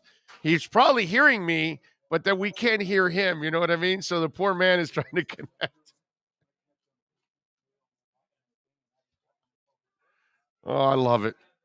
Greer needs to sign a pair, if not massive stud veteran tackles in the offseason. Well, I don't know. Will the coach want it? That's why you got to get rid of the coach. You know? All right. What do you have here? The more times I hear the philosophy behind fixing a team, I realize that people don't understand how to continuously improve. Get rid of your perceived problems. Persons often create new problems. Probably. Got to plug that mic, brother. I don't think it's a matter of plugging a mic. I think it was just he might have had the mute button on or something like that. You know? Ethereum Elemental says, I was watching some O-line tape on another channel. Seems like they're still being destroyed on a lot of plays. Makes Tua look even more elite. Yeah, the improvement the line has made is so minimal. It's not. Until they get a real coach, they're not going to make any improvement on that line. All right? Pepe Le Pew is just not a good coach. And I think at this point, I'm talking about Flo. Flo is riding out until the end of the season, and then if he comes back, then he'll probably get another O-line coach again, or he'll try at least. You know what I'm saying? Do we have Kelvin yet? Yeah. All right, there we are. Kelvin, how you doing, baby? I'm doing good. How you doing, man? I'm doing great, man. I can't complain. So what happened, bro? What was it? Your laptop wasn't well, I don't know. or phone or something wasn't agreeing with you? Yeah, I mean, well, this is a brand new. I got a Samsung, so I don't know. Literally just got this thing. Okay, so it definitely isn't like an old ass phone. So No, something's going on there. All right. It's all good, man. I appreciate you joining us as always. Kelvin, all right, let's get into it because I've been talking a little bit about it. What are your thoughts on what's going on right now? First of all, on the head coaching search, your thoughts on that. What would you like to see? Well, I'll be honest with you. If Mario's not taking the job, you got to bring the guy back. Okay. You're not a Lane Kiffin guy, in other words. I'm just going to be very honest. No one is looking at Lane Kiffin. Right, because he's a gypsy. I mean, because he's a gypsy, right? Because he's well, not. you know what? You can't trust him. He's not going to stay anywhere. He's an incredible offensive mind, but I think from what people tell me, his reputation is tough for him to overcome right now. I get it. And if you're the University of Miami, do you want somebody that unstable being the head of your program? Yeah. I'm with you there. I kind of talked about that. I wouldn't want that guy because 2 years from now he wants another job somewhere else and he leaves you in the lurch. Mario would be the guy, and that's what I've been telling people. So you and I kind of agree on this part, at least so far, that what the University of Miami is doing, they have to do. Mario's being a professional. Mario's not just going to leave Oregon on a lurch and just leave Phil Knight and come right away and take the UM job. So the people that want this done right away, it's not going to happen. Mario's got another game left. Then he's got a conversation he's got to have with Phil Knight. And then he's got to obviously agree to a deal here. And then... Whoa. What? The conversation ain't going to be with Phil Knight. What do you mean? It's going to be with his wife and kids. Well, no, he already had that conversation. I'm saying professionally. I'm talking about before he leaves Oregon, he's going to do what professionals do, Kelvin.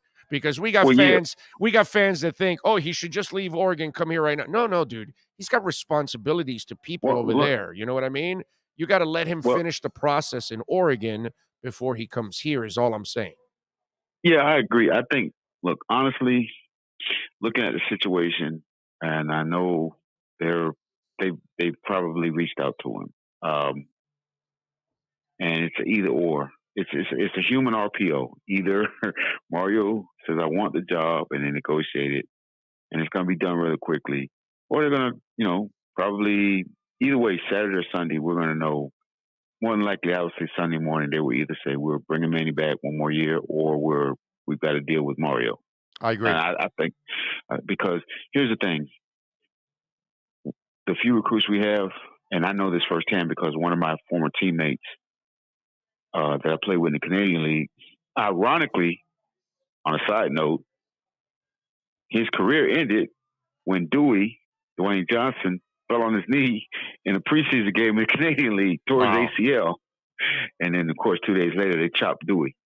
But his son is committed to us. And, I've had a couple conversations with him. I mean, he's been real blunt because, I kind of vouch for them. And, I like the coaching staff and the kids like him. And I felt like, it'd be a great place for his son. I thought his son was good enough that he could play for us. And it's like the recruits are in a group chat together. And right now, they're on the fence. Well, of course. And honestly, people aren't going to hear this, but there's a good chance if Mario does take the job, they're all going to bolt. Well, Kelvin, I think this is all mental masturbation. Let me just be honest right here. If we're all worried about this class, who's going to stick, who doesn't. Well, it ain't just this class. No, but my point is that you're not anywhere near a national title right now. The more important thing is settle on your coach. Then when you got the coach you want, then you'll get back to recruiting. And the guys you may lose, well, then Mario, if you do sign him and he loses some of the guys he had going to Oregon will come here instead. So but I'm not talking about just the recruits. I'm talking about guys on the team right now. But listen, what did these guys get you? Nothing. So it doesn't matter anyways. I'm not talking about no, but see, this is the problem where I think you guys have a disconnect. Listen, I get that the season didn't go well. And, I'm as disappointed as anybody. But you people are not looking at the big picture. If the young guys, and I'm not talking about the guys that are about to graduate. I'm talking about if the young guys start bolting. I get it. What is Mario inheriting? But because I'm going to be honest with you, I've had this conversation with a couple people. If Mario comes in and loses to Texas A&M on in the second week of the season, because I think it's going to probably be the second, third week of the season, the same junk that we're getting now from fans, he's going to get. And I'm going to be honest with you. Kelvin, let me ask you something. Let me just ask you something. Anybody at the University of Miami here in the last couple of years playing left tackle in the NFL right now? No. Anybody out there in the University of Miami playing, safety like Javon Holland right now? No. This is all mental masturbation, dude. I don't give a shit about the kids that are here or not, or who stays or who goes. If you want to stay, then you'll stay to win. And if you leave, you leave. Mario will get better players than the ones that are here because he's putting them in the NFL. He's putting him in the NFL. Where's Penei Sewell here, my man? Where's Javon Holland back here? I don't see them. I don't worry about that. You're worried about the small picture. I'm worried about macro. You're worried about micro. I'm worried about macro. I want the guy for the next 10 to 15 years. You're worried about a bunch of kids that are going to be here 10 or 15 months. Who cares? Listen, the reality is if our young players, which, whether people want to admit it or not, the last two classes are extremely good because, that's who everybody wanted to play. And they played and they got better as the season went on. They made mistakes because that's what happens when you play with young people. Well, now they're all coming back next year. Well, if they decide to bolt, like what's going on at Oklahoma, you have a shell of a program. And I can tell you right now, the biggest problem right now is we are not playing on the same playing field with, as far as not necessarily the coaching staff, because our coaching staff, because I'm just going to keep it real with you. the coaches that he has at Oregon aren't as good as the coaches we have here. Well, It's just look. yeah, I know, I get that, but they're having more success than they're having here. So They if play in if the Pac-12, Big O. Stop that bullshit, man. I They get play in that. the fucking Big 12. I get that. Pac-12. And you know what? And University of Miami plays in another crappy conference called the ACC. So what's the difference? Let me tell you something. What's the difference? There's no difference. Year, there is a big difference. Let me tell you something. Because I personally, because me and Mario have been, not only teammates at UM, but we were teammates in the World League for 2 years. So, I've had conversations, like I remember the conversation I had with him when he took the job at FIU, when he was conflicted there, when he was talking about maybe going into the Secret Service. So I got a lot of love for this guy. And, to be honest with you, if he comes in and everybody's expecting us to win a national title. I mean, I don't want to hear this shit about in a couple years. No, everybody thinks we're going to come in and all of a sudden a magic wand's going to be waved because no way. Y'all don't understand. He's not even close. No. You may think that, but everybody thinks we're going to one guy because they're looking around the country and they're saying, well, they're doing it at Iowa State. The thing that frustrates me more than anything else is the disrespect that fans have for how hard it is to win games and how difficult it is for kids to become Power 5 players. This is not a plug-in. This is not John Madden. This is not fantasy football. This is not plug and play. This is a difficult situation. And I don't think you guys appreciate what we went through this year. We lost damn near an entire offense in the first 3 fucking games. The guy had to change the offense, basically pare the offense down. I don't think y'all on it because look, me, I take this personal because I spent my entire career with quarterback coaches, and offensive coordinators. And I just don't think y'all understand how incredible what went on in the second half of the season is. I remember looking in that kid's eye at the beginning of the Virginia game, and I thought, oh my God, we're going 3-9 because the game was swimming by. But I've told Tyler this. I said, I've never seen a quarterback just make the adjustments. No one saw this coming. Well, he's a better quarterback because he's a better passer. That's what took this team. Look, he has skills. But I don't think you understand. The game was speed. And the reason why I'm saying this is because I have one of my Arena League teammates. His son is the main receiver at Texas A&M, and we talk every week, 2-3 times a week. And I remember 2 weeks before the Alabama game, Maurice and Anais were on the phone with me. And they were so frustrated with the quarterback, and their quarterback is very similar to Tyler. Same arm strength, same build, basically the same guy. And they were so frustrated because he wasn't picking it up. So I just told him, I said, well, what y'all do extra film work. And so Jimbo made some adjustments against Alabama. The kid played the game of his life. They beat Alabama. Well, he's still not hit that next level. Like because I have something to compare Tyler to, because him and Zach Calzada are in the same class. They're the same guy. They're the same type of quarterback. Mm-hmm. And what I'm seeing out of Zach Calzada and what I'm seeing it's not the same thing. I've never seen it before, because usually when you just throw a guy in there, because Red's offense is complicated.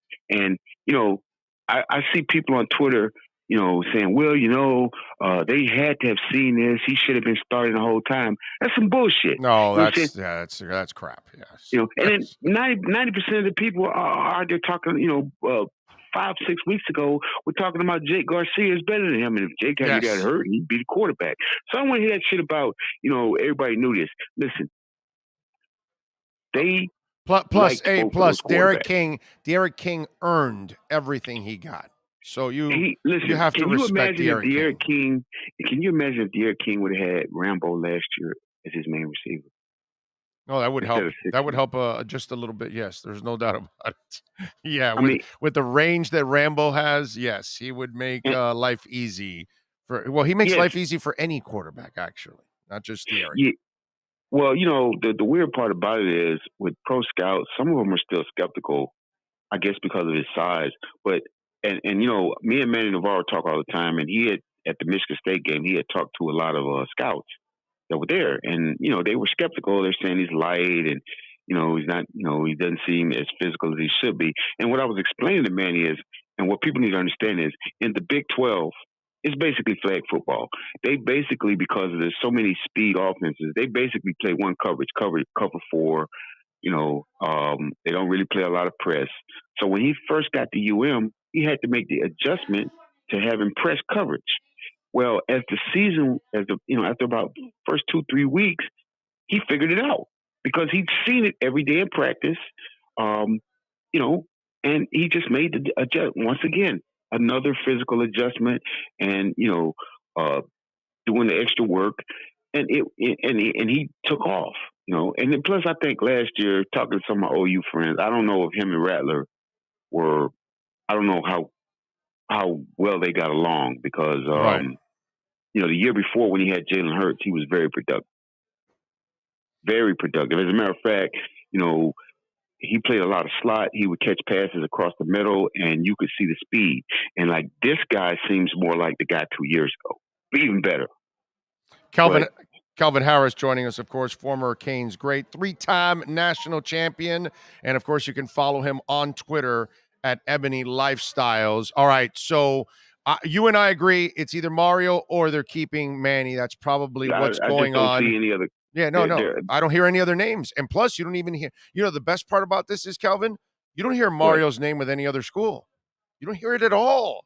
So it kind of tells you that it's probably here or there, and that's it. He either comes here or he stays there. That's it. Well, Mario, from what I understand, really likes Oregon, and I don't see him leaving to go to OU. Right. And right. I'm with you. But I'm with you. Now, I want to run something by you. All right, this is what I want to run by you. What do you think of this czar stuff that you hire an AD and a czar? Because I got to tell you, Kelvin, I think that's a bunch of bull crap.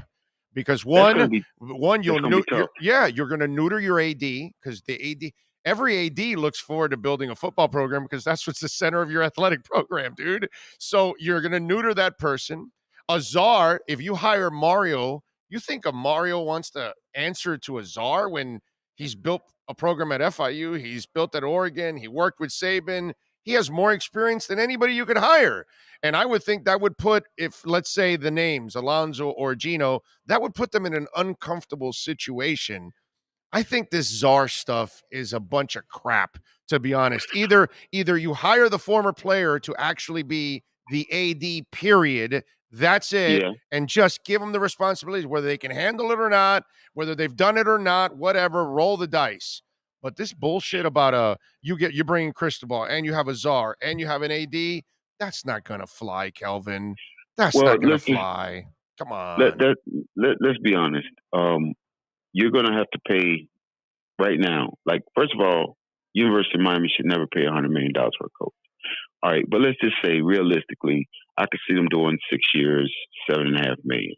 So that's like $45 million. All right, you give a guy $45 million, and then you tell him, "Oh yeah, well you need a babysitter." That ain't gonna work. No, of course not. I mean, I get everybody has opinions because look, I've been completely objective on this thing, and I'm gonna be honest with you. The thing that I have let lead me are the people who wear the helmets on Saturday. When Al was our coach, the director of player development was my ex-roommate, Hurley Brown. And this was before really the Shapiro thing kicked in. And I basically could just, I spent a lot of time in the summers just hanging out at Hurley's office, around the coach's office. And I knew a few of the kids, because I knew a couple of their parents or whatnot. So I saw inside the program. And I saw the dysfunction, not just with the players, but with the coaches. Because, Mark and Al are good people. Let me say that. Let me preface by saying that. Al's a nice guy outside of football, but he did not respect the culture of the University of Miami. I mean, he was open to us. He didn't mind having us around, but it was like, and especially on the defensive side, they really didn't respect our defense. And, the weird part about it was there was disrespect for Mike Barrow at points. There was disrespect for Coach Kehoe. And then to be honest with you, to have Hurley coaching the running backs when you had a fucking idiot coaching the DBs was just straight disrespectful. It was just some bullshit. And I didn't, I didn't really talk to Stacy Searles that much, but I had conversations with him. Matter of fact, at the last reunion we had, me and him, we talked about kids and, drink some beers together. And because there was a kid that was coming up at my old high school that he was recruiting. And so, he was a good guy. I knew a couple of the kids. But Mark's staff there was completely opposite of Al's. Mm-hmm. The only problem was basically with Brad and John Rick, and it wasn't from a personality standpoint. Brad, thought, and the other quarterbacks thought that John was a good guy. They just didn't think he was a good coach because he wasn't qualified. Right. Well, yeah, because James Coley, who was taught how to coach quarterbacks by Jimbo, was a really good teacher of the position. And so the problem is when Mark brought in, I'll say this, Mark, it seems to me from just my outside looking in, didn't really have much respect for Al's coaching. And so I think he kind of took for granted Brad's knowledge of the game, and it took them a while to get adjusted to each other before he really understood that, hey, this kid can basically call his own plays. And so I think around maybe about the 4th, 5th game of the year, I think he realized he kind of let go and let Brad kind of be Brad. But the offensive line was shaky, it was young, and the relationship with Rick as a teacher, Brad felt like he wasn't getting better. But there wasn't any discord, I guess you'd say, amongst the coaches as far as like what was going on with Al. And the kids, for the most part, liked Mark as a person and as a coach. I think the one thing that was probably holding them back was that Mark is a very religious guy. And I think, Miami kids, even though Mark went to the University of Miami, he'd been at Georgia. And I just think, he was a fun guy. I think he could have been a little bit looser. And I think as he, as he went on in his tenure at he became looser and looser. It's just that last year, no one has patience. That last year, you got to think about something.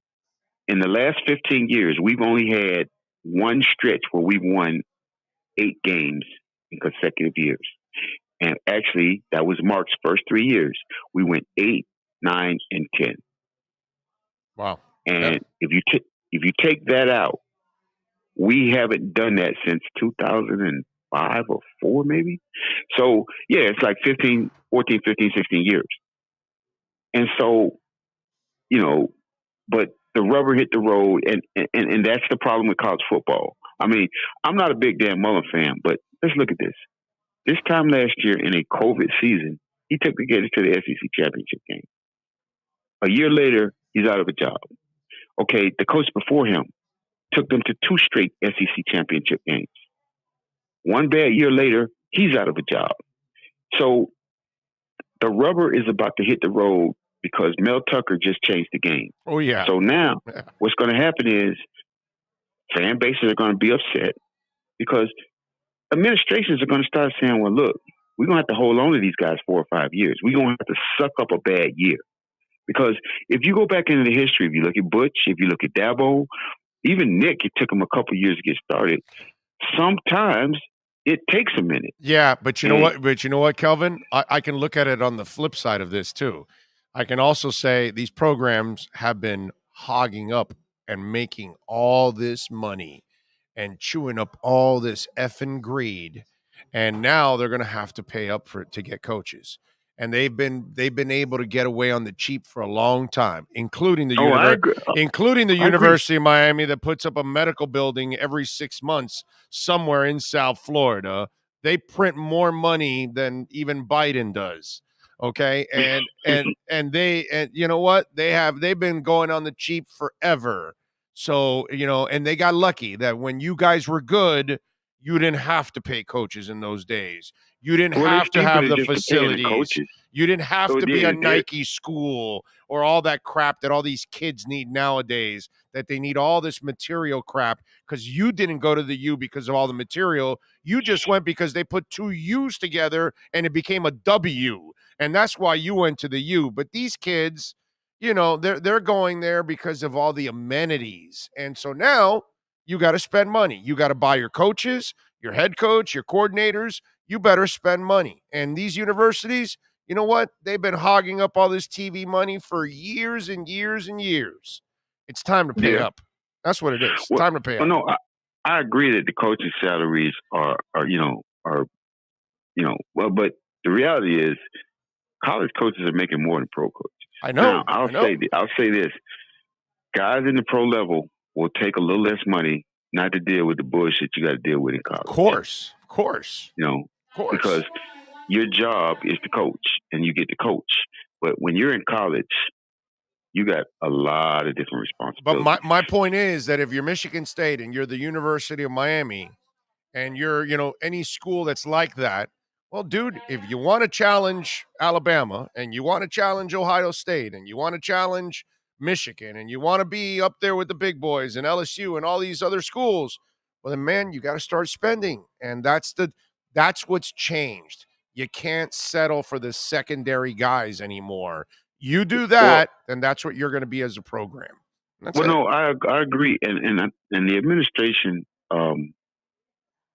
has, I guess, really all three schools have basically just taken it for granted. But our administration has their eyes open. And, the first thing that is going to get better is the support staff, because, Manny and his staff are, I don't know how to put it. I guess they're basically kind of fighting like the Clemsons with one hand right behind their back, because, Nick Saban has 20 analysts, 15 analysts. Miami may have 3. And let me say this: it's not just Miami that's lacking. Compared. No, I know that's my point. That's my point. Alabama plays a different ball game because, quite honestly, the NCAA allows Nick to get away with stuff that a lot of schools can't. And what people don't understand is Alabama is a state school that gets state funding, and it is the school of the state of Alabama in a state with no pro team. So everybody, they got extra money going in. I know. They got a war chest. Georgia, even though you got the Falcons and the Braves, the Bulldogs are the number 1 team in Georgia. Yep. They are a state school. LSU is the state school of Louisiana. And it's a poor state, but they'll go hungry to make sure the Louisiana State Tigers have a winning football program. Yep. So these schools are all Oklahoma, same thing. So you're looking at Ohio State, same thing. Yeah. And then all of these, and then what makes it even better for these schools is, one, they get huge TV money. SEC pays out more TV money than the other leagues. Okay. But then if you're Louisiana, if you're LSU, you have a 100,000 seat stadium on campus. You don't rent your stadium. You get all the tickets. You get all the concessions. You get all the parking. That is revenue. So you get 7 games a year of probably $2-3 million. You're making $20-30 million off of your stadium. And that's what makes it difficult, because Ohio State, Alabama all have 100,000 seat stadiums, Michigan, and they're all on campus, and they all make Florida. Up until a few years ago, the football players had dorms inside of Ben Hill Griffin Stadium. Right. Lawn Hall. I think it was Lawn Hall. Right. had some good times in there because I visited Florida. I actually almost went there. I mean, it came down to Miami, Florida, and Clemson. Wow. But here's the thing: we aren't as far away as y'all think, because when you break down a roster, now we're gonna have to go into the transfer portal and get a couple of defensive ends for depth purposes, if anything, because I think Chance Williams and Jafari Harvey will take a bigger leap. They weren't ready to be full-time starters. Yeah, but Kelvin, it doesn't matter what talent you get. That coaching staff will not get you over the top. So you are so wrong. Come on, man. Let me ask you a question. No. Kelvin, Stop, there's so many mistakes on the field. They're so unprepared all the time. I mean, they're it never happens. unprepared. Let me tell you something, Big O. This is where I get disgusted with you people when you say a coaching staff. Our coaching staff is better than Oregon's coaching staff. Okay, you're going to tell me T-Rob, who had the number one DB drafted in last year's draft, forgot how to coach when he came to the University of Miami. A guy who's been a defensive coordinator not only at Florida, at South Carolina, and Florida. Explain to me why the defense is sometimes confused and they don't do the right things, and they're committing penalties and mistakes all the time. That happens all the time, my brother. That call against Florida State on fourth down. That was not a bad call. That was a blown coverage. And, here's the thing. Okay, let's take T-Rob out of this. Let's take Mann. Name me a defensive coordinator you want to bring in. No, it's not a matter of a person that I want to bring in. I'm talking about disciplined. I'm talking about playing the game the right way, down in and down out. Have you watched college football this year? Yeah. Let me ask you a question. Show me a defense. No. Show me a defense outside of the University of Georgia that ain't doing the same bullshit we did. Well, Alabama's not nearly as bad as this, right? Alabama. Right? Did you see them against Texas A&M? Yeah, I saw them against Texas A&M. Yeah, I know they've had a couple of. This year, Alabama's actually hasn't been as strong as they've been in the past. You are correct. Let me tell you something. But they don't make the kind of mistakes that the University of Miami. Yes, they do. No, yes, not like they this. all make the same mistakes. Let me tell you something. Did you watch the end of the NC State North Carolina game? Did you see how many coverages were blown? And that's the thing. I get people are upset, but you people are not objective because either you're not watching enough football. Because I'm disgusted with all this football. Yeah, but let me ask you something. Football is the worst football I've seen in my lifetime. But Kelvin, I'm not here to look up to North Carolina and North Carolina State, my brother. That's not the standard. I don't care about how disastrous they look. That doesn't justify Miami looking disastrous too, my man. So if you want to get to the national title and you want to be there, then your staff has to be as good as Dabo Swinney's, as good as Nick Saban's. Your staff has to be as good, and I don't see that from Manny's staff. I'm sorry. I've watched it for 3 years now, and you watched totally. Listen, okay. Last year, I would agree with you that there need to be some upgrades because, and to be quite honest with you, Blake Baker wasn't as wasn't bad like you all people thought. What I think what a lot of you people don't understand for me, it's Manny that's bad, my brother. It has nothing to do with you. When your head coach is not good enough, the rest of your staff is not going to excel in the end. And so I see a team that's constantly unprepared, constantly making mistakes. Every single year there's something going on with him. I mean, I don't see the organization you need from your head coach, from Manny Diaz. Listen, the thing about it is everybody always screams, and this is why the game is diluted now. Everybody always screams it's always the coaches. But I'm going to tell you something, though. I'm not one of those people. Now, there are some bad coaching staffs out there. But I'm going to tell you something. As a guy who went through this, who was at all levels of, in the doghouse, out the doghouse, played, didn't play. I know why I didn't play. I know why I should have been playing. Let me tell you something. The people who need to look themselves in the face, and this ain't just in Miami, it's all over, are the people with the helmets on, because these kids as a whole don't do enough. There's very few kids, and I mean, I'm even talking to Alabama and Georgia, Ohio State. there's very few kids who do what it takes to be great. Now, you have some situations. Look, Ohio State is playing in a conference where they really are better athletes than everybody else. And, you talk about the mistakes that we made. Did you watch Ohio State's defense? Yeah. Now, they're supposed to be, their defensive coordinator got fired. Yeah, but see, here's the thing, Kelvin. You're pointing at a week here or a time at this moment.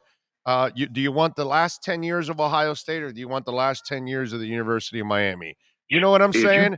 So it's not a matter of you're a prisoner of that moment here. I'm talking about, again, you're going micro, I'm going macro. So for the last 20 or 17 years, whatever, all these coaches that you've had come through here have not had all the answers that they needed. When you were winning, when all of you guys were winning, there was structure, there was discipline that led you to be dedicated to your craft. Somehow or another, the structure and the discipline isn't here right now. Oh, let me tell you something. Having this conversation is a microcosm of what the problem is with the University of Miami, because no disrespect, you have no clue. Because you and most of the people in our age range are disconnected from these kids. Now, I have friends who coach college all over the fucking country. And the same shit you're telling me about the University of Miami, I have to be a therapist for these guys, because it ain't just us. And if you understood how, pretty much all these coaches are the same, the difference between what we did and what's going on now and what's actually going on in Alabama is that the players, nothing changes. You just said it. It's been 17 years of coaches. Well, what's changed? The coaches have changed. But you know what hasn't changed? We still got the same base of players coming in. That's right. You're not getting this. You're not getting the right players. You're not getting the right kids. You're not shaping them up the way you're supposed to shape them up. No. Let me tell you something. You know what's happened? Well, and here's the biggest disconnect, because no disrespect again, you people don't talk to the players. You don't talk to the handlers. You don't talk. What has changed? First of all, South Florida, and it's a deeper problem. It kind of reminds me of how Billy and them did the documentary. Like, the documentary is about but they went into the culture of the city of Miami when Schnellenberger took over. Mm-hmm. So I'm going to take y'all on a little ride here. The first problem that any coach comes in has is that the educational system in Dade and Broward County is bad. So the kids don't pick up the systems as quick as they should, because, one, the coaches don't get paid enough. Yeah, but in the state of Florida. No, Kelvin. They're stealing our kids and going to Alabama, and they're succeeding and going to the NFL and winning titles. What are they doing? So what are they doing in Alabama outside of money that Miami isn't doing, my brother? Because you're painting a picture here that you think doesn't exist somewhere else, and yet somewhere else it exists, and they find a way to have structured discipline and success. So they're having structured discipline and success in Clemson. They're doing it at Alabama. Why can't you do it here in Miami, my man? How many Florida kids are? How many? I ain't just talking about Miami. How many Florida kids? A ton. No, there's not. No, I'm talking about on Clemson's roster. They got like 4 or 5. Okay, but Alabama has a whole bunch of Florida kids. I don't know how many Clemson has. No, they don't. They don't. Listen, they've got 2 kids that play from the state of Florida. They got from down south. Okay, and actually, I take that back. It's 4. Okay, Battle. All right, Daniel Wright is a nickel dime. Ja'Cory started playing. Well, he technically isn't in the rotation, but this last game he played because Jamison Williams, the best player on the team. How many Miami kids have been drafted out of Alabama the last couple of years, Kelvin? What are you talking about, my man? A ton of Miami kids are getting drafted out of Alabama. They've had about maybe 5, because what you don't understand is Nick those are the 5 you're supposed to get here, man. So wait a minute. So what you're telling is Alabama only gets the smart ones, we get the dumb ones? Is that what you're saying? No, they're not. No, I'm not saying that. What I'm saying is it's deeper. It's deeper. Miami is fighting a bigger battle than just Alabama. It's like there's a lot of talent, and everybody says, "Well, why didn't we get this kid? Why didn't we get?" And I had this discussion with parents like, "Well, they didn't offer us as quick as the other schools." Lamar Thomas told me something one time. You know what he told me? He said when he was at Kentucky, he came down one time and offered a whole school, like 15 kids. And he says, you know why? Because there's no consequences if I don't call the kids. So let's look at this. Kelvin, this school lost the number one recruiter in the country, right? Who's This that? school. They're trying to hire him now as a head coach. His name is Mario Cristobal, my man. He went to Alabama. That's why he left here. He went to Alabama, and he became the number one recruiter in the country at Alabama. Let me at stop Alabama. you. What I'm trying to tell you is what the University of Miami is fighting is the same thing the Dolphins have been fighting for many years. It's one word. It's called incompetence, my man. You're going way too deep on this and trying to look at the education level of these kids. With the education level of these kids, they still go to other places and they go have success and they move on to other places and become better people. Whether they live in Immokalee or whether they live in Belglade or they live in Homestead, it doesn't matter. We're watching these kids move on to other places, in other towns, in other programs, and they're going to have success. Why? Because they have structure, they have discipline, they have the right people. Kirby Smart is just better than the people here. Nick Saban and his staff are just better than the people here. Dabo Swinney and his staff are just better than the people here because they can get the same kind of kids and make them into a team that makes less mistakes and gets more productivity. And in some cases... Did you watch Clemson this year? Whoa. Did you watch Clemson this year? Again, you're a prisoner of the moment. No, my man. Do you want... No. I'm going to ask you. I'm going to ask you again. Do you want the last 10 years of Clemson or do you want the last 10 years of the University of Miami? Please. Clemson has had more success than us over the last 10 years, yes. No, it's not more success. It's an embarrassing amount of success compared to the University of Miami is garbage next to Clemson over the last 10 years, my man. There is no comparison. I'll agree. So then how are you going to tell me that it's not structure?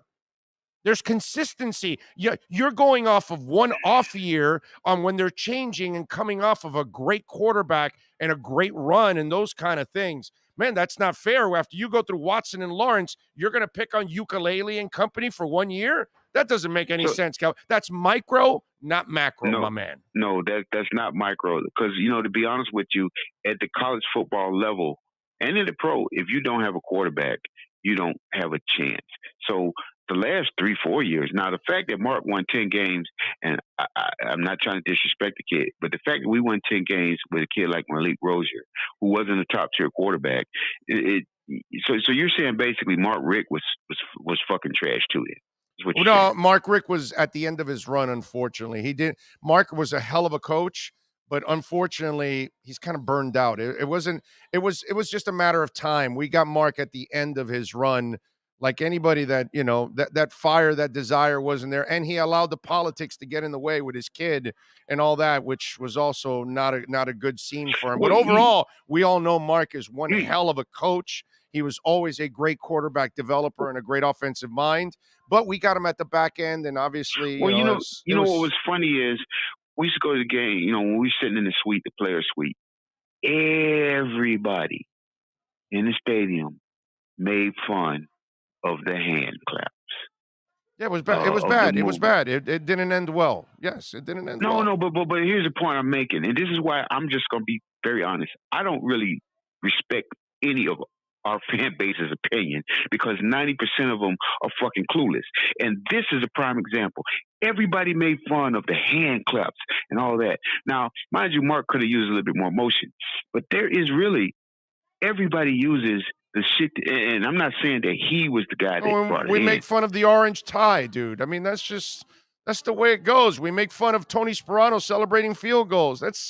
Kelvin, that's life, dude. That's just the way it goes. There's all those little quirks we make fun of. If the production's not there and you don't get what fans want in the end, then they're going to have their way with you in those kind of areas. But that's neither here nor there. Mark was a good coach. It was just a different time for him. I wish we would have gotten the younger one that went to Georgia. He was on the back end of of his career. It wasn't his fault, really, at that time. It was bad timing. Kelvin, I got to let you go because I got another interview coming up.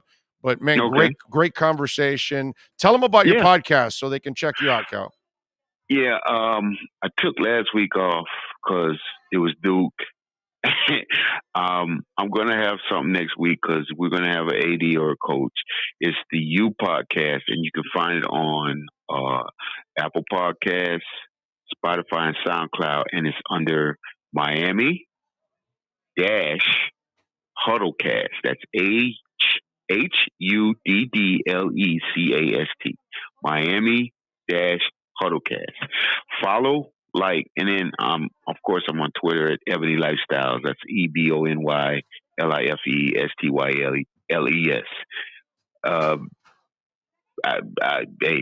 My opinion is my opinion. And it's all good. It usually comes unadulterated. So if you're looking for G or PG, you might not want to follow. Agree or disagree, nothing but love, my man. I appreciate you. Yeah, no doubt. Yeah, it's funny because I went on a F-bomb tirade on somebody on my Twitter feed, and Sap calls me up. He's like, on a Sunday morning? And I thought it was funny. I'm like, you of all people. Yeah. And we just laughed about it. That's my dog, though. That's my dog. But yeah, I mean, Rohan is like, you should delete that tweet. I'm like, you of all people are telling me to delete a tweet. But come check me out. And I appreciate you having me on. You got it, Kevin. You be good, my man. Thank you. There you go. Yeah. Kelvin Harris, man. Good stuff as always. Appreciate it. At Ebony Lifestyles, a 3-time champion. Check out his podcast. We take a break. Joe Shad is going to join us on the other side. We'll talk a little Miami Dolphins next. This is the Big O Show.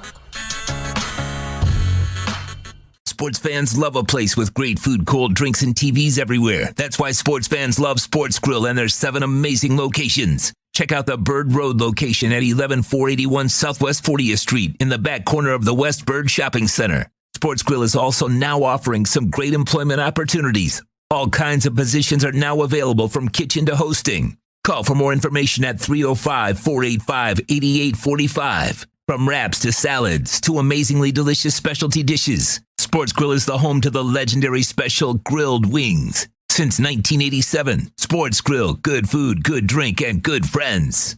It's the Big O Show. Judge, you tuned in to the hottest sports radio.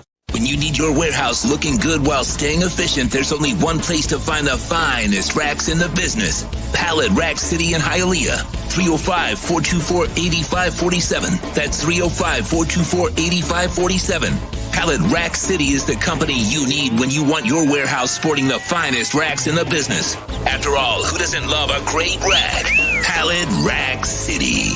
305-424-8547. That's 305-424-8547. Orlando, a.k.a. the Big O. He covers all the South Florida teams. For over 16 years, EJDconstruction.com has provided South Florida residents quality craftsmanship, accurate project management, and exceptional service. That's why EJDconstruction.com is an A-rated member of Angie's List and the Better Business Bureau. When you're looking for the right custom home builder for additions or home remodeling, please call my friend Eric at 305-433-4843. That's 305-433-4843 for EJDconstruction.com. Offense to the heat, well, you know what I mean. Monday to Friday, Friday, Pablo in the...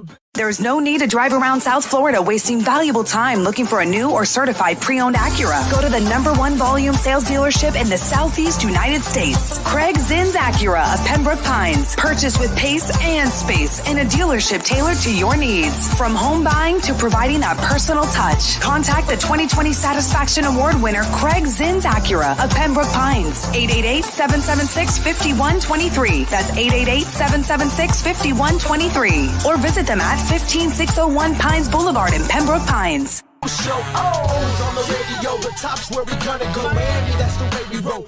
Folks, you can support the hardest working sports talk show in South Florida through Cash App or Venmo. Just search Cash Big O Show. Support us through Cash App or Venmo. Cash Big O Show. We thank you for your incredible support. On the morning show, Big O. No one has a similar show. Talk sports, talk plays, talk... If you're a Miami sports fan, then there's only one store to go to, and that's Caneswear at Miami Fanwear in Davie. They're your one-stop shop for all your inner Miami CF, Canes, Dolphins, Panthers, and Marlins merchandise. They have hats, t-shirts, game day jerseys, and so much more. Located at 2511 South University Drive in Davie, and open 24/7 online at caneswear.com or innermiamiwear.com. Call them at 954-835-5597. Caneswear, the spot where inner Miami and all Miami sports fans shop.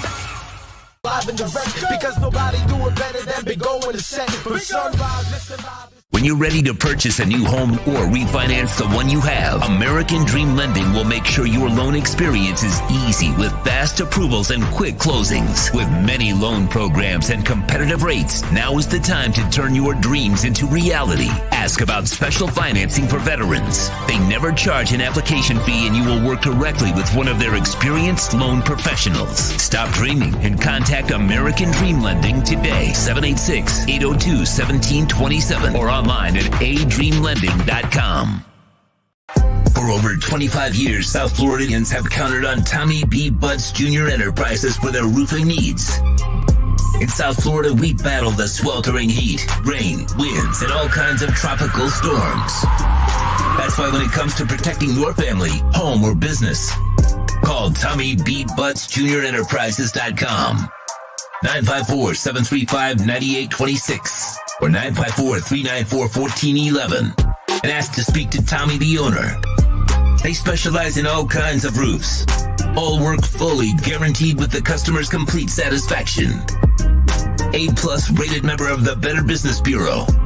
Licensed and insured. There's no buts about it. When your roof needs repair or replacement, go to TommyBButtsJrEnterprises.com. A certified whitening contractor. The viewpoint, statements, or beliefs expressed on the following program by the host, guests, or callers are not necessarily the opinions of FantasyXS.com, Media Group Inc., ownership, management, sponsors, or website. Dolphins fans, buckle up. It's time for the American Dream Lending Miami Dolphins Report with Joe Shad. When you're ready to purchase a new home or refinance the one you have, American Dream Lending will make sure your loan experience is easy with fast approvals and quick closings. Call them at 786-802-1727 or online at adreamlending.com. Here's Joe Shad with today's edition of the American Dream Lending Report. There he is, the man, the myth, legend is Joe Shad, fresh out of a Dolphins camp. How are you doing, my man? What's up, Orlando? I'm doing well. I'm outside the Dolphins facility as practice is going on here. Hopefully you can hear me clear enough. All right. Please tell me clear enough that you see Devontae Parker out there, that you see Michael Dieter out there. What? Tell me. Yeah, Devontae Parker, we only had a few minutes because today's essentially a walkthrough. So we were only basically able to take attendance. Devontae Parker was out here. Michael Dieter was out here. The only player who we did not spot was running back Philip Lindsay. We don't know why Lindsay wasn't out here, but he wasn't out here. Okay. All right. I mean, the guy just moved. He might be still searching for a condo or something. You know what I mean? So, huh? Oh, he's waiting on Comcast. That's right. I mean, sometimes, you know how it is, Joe. You got to call Comcast. He's got to be at home waiting to open the door for the guy at Comcast. So, you know, there's a lot of things that are going on in Philip Lindsay's life. Now, speaking of that, if he's fine, obviously, let's assume that he's healthy enough to play and all that. Does it look like you're developing? I know it's only one game, but he ran so hard. It almost seems like him and Gaskins might become like a little bit of a 1-2 punch. Yeah, I mean, there are still things that Lindsay needs to figure out. He only expected to play a few snaps in that last game, and he ended up carrying the ball 12 times. So, you know, it's not easy to know exactly where to go on every play. But there's no reason in the world that he shouldn't be given an opportunity to compete as we move forward here with Myles Gaskin. I mean, Gaskin is a solid NFL capable player, but he's certainly not, performed to an all-pro level or Pro Bowl level at this time. So the Dolphins hope they can catch some lightning in a bottle with Philip Lindsay and And, you can run the ball pretty decent against the Jets. So let's see if the Dolphins continue a little bit of improvement in the running game. They have topped 100 yards rushing in each of the last 2 games. And this is the first time they've done that this season. Yeah, and listen, Joe, as you know, you've been around football a long time like I have. When you can save a quarterback's ass and pick up a block the way he did, and it leads to a big play, the kind of confidence your staff will get in you it'll grow in a big time way. So I wouldn't be surprised if this staff gains confidence quickly on him because of those kind of scenarios. Not so much running the ball, but the blocking, because it's always so important.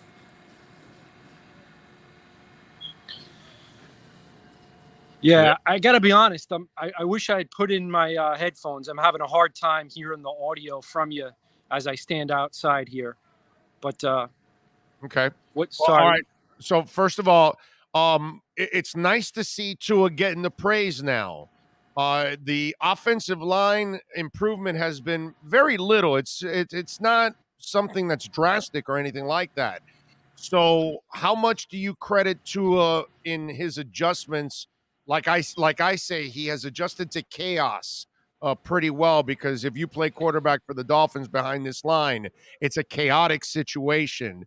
So your thoughts on Tua's play, because it seems like people are noticing around the country now.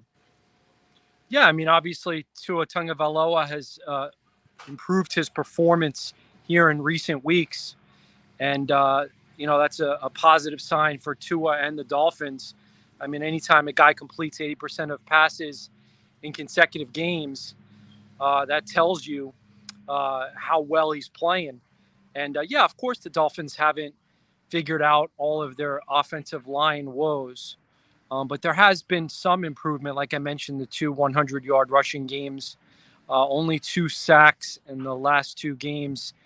And it is true that Tagovailoa has avoided a few other potential sacks, which is nice to see. That's something that he saw veteran Ryan Fitzpatrick do early in his career, when Fitzpatrick was able to avoid many sacks. So, yeah, obviously the perception of Tagovailoa continues to evolve. He's only played 16 games in his NFL career. And I did a really extensive research project. I don't know if you read the story, Big O, but I looked up over the last 10 years how every single quarterback performed in his first 16 starts. And Tagovailoa was second in completion percentage and 14th in passer rating. Those are very encouraging numbers. He needs to increase the touchdown passes and passing yards and yards per attempt. But when you look at Tagovailoa's numbers in comparison to other young quarterbacks and how they have fared in the last decade, there are reasons to be encouraged. Do you think now there was a little too much overreaction out there? Too many size queens? Too many people worried about being 6'5" and 265 and throwing it 100 miles an hour and not really looking at what a real quarterback is supposed to do? You think maybe there was way too much overreaction around the country? Because I found it to be a little ridiculous that people were quitting on this kid so early in his career.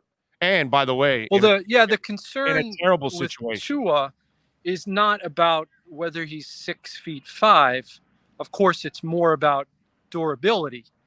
Tua unfortunately had this significant injury with the hip in college and has missed 5 starts this year due to a rib injury and a hand injury. So we're, of course, all hoping that Tua can stay healthy, but durability will be a question. That's fine. Durability was always a question with him. That's a legitimate question. What I thought was illegitimate was when people were saying he can't play at this level. He can't throw at this level. He can't throw a deep ball. These are the things that I had a problem with. We had way too many people overreacting, saying that he was a bust of a pick because of his play, not because of his durability issues. That's the part that I thought that I see people now coming around. And to me, Joe, that's more of what it was about, is that people were not believing in his abilities, not necessarily his availability. Well, the Dolphins need to continue to build on Tagovailoa's strengths, which are obviously accuracy, the ability to deliver the ball quickly and into tight spaces. We can hope that with improved offensive line play and improved wide receiver play, and of course, as Tua gets healthier, he gets healthier every week, that he will be able to complete more passes that carry 20 yards or more in the air. There have been some positive signs in the last 3 or 4 games where Tua has had an increase in the number of big plays. Yeah, no, you're right. But see, look, Miami Kid J puts in, I still think the deep ball is still in question. You see, the stupidity continues. Sorry, Miami Kid J, that I said it, but that's just the way it is. The kid just threw a 50-yard pass sideways. He wasn't even standing the right way to throw it. He was wide when he had to throw it coming out of that pressure. And with a fractured finger. And you're still going to question it? That's what I'm saying, Joe. We still have people. And that leads me to my next question. We had the same crap go on with Jalen Phillips because he wasn't picking up enough sacks. But here's the question I really have for you, Joe. Do we blame Jalen Phillips so much? Do we blame so much that he's a rookie and he's new and all that? Or do we blame the coaches who had him doing too much and finally said, you know what, kid, we're just going to put you at what you do. Go after the passer, and we're going to move you around. And they changed up the way they're using Jalen Phillips. How do we credit it? Well, it's twofold. Obviously, Jalen Phillips has gotten more comfortable with the things that are being asked of him as an NFL player. And then also the Dolphins coaches, Brian Flores and Josh Boyer included, would tell you that they've made some changes in the last 4 weeks that they think have, increased the success rate of the entire defense. So, look, I mean, Jalen Phillips looks the part. He always has. He's going to be a good player. He's going to create pressures. He's big. He's strong. He's fast. He's off to a very impressive start overall. And it's nice to see that the Dolphins' top 3 draft choices from this year are performing at a very high level. And that's something I'm going to write about in Sunday's Palm Beach Post.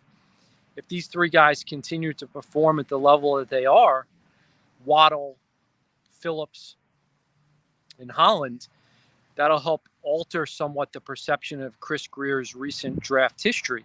Ooh. There have been some good draft choices and some not so good draft choices. And, obviously that's the case with most NFL teams. The jury's still out on guys like Austin Jackson, Noah Igbenogany, of course. But it does appear clear that Greer really hit on the first 3 picks of this year's draft. Well, the year before, it looks like he's hitting on Tua, isn't he? Looks like he's hitting on Brandon Jones, isn't he? I mean, you start to look around, and there's some other picks that are also working out for the Miami Dolphins, too. It's not so much those guys, some of the other guys that he also drafted. See, this is good. This is our overreaction interview, because the people that overreacted about Tua, they're looking silly. The people that overreacted about Jalen Phillips, they're looking silly. The people that overreacted about the front office, they're looking silly, because all of the defensive players and some of the offensive players are developing. Even Smythe has become a plus for them. Smythe has been an improved player, as has Christian Wilkins. That's right.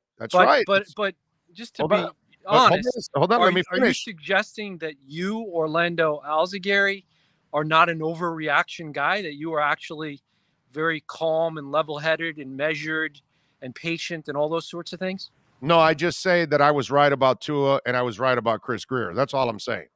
If you want me to tell you exactly what I'm saying is, everybody overreacted. And with Chris Greer and Marvin Allen and Reggie McKenzie, because it's all those guys, I think they're an excellent group. They hit on most of their guys, actually. It's only the offensive line, really, and that's because you don't have any coaches to coach those guys up. And Noah and Hunter, because they got people in front of them, that's why they're not playing. Noah will never play until you get rid of one of the 2 starters, and Hunter's got 4 tight ends in front of his ass. So really, everything else is kind of working out for this front office. If you actually get an O-line coach, I bet you, I mean, really, Joe, think about this. As bad as the O-line is, as much as you've seen them, Tell me there aren't one or two of those guys that you would think are better with real coaching. Tell me that Robert Hunt and Eichenberg would not be better players with coaching.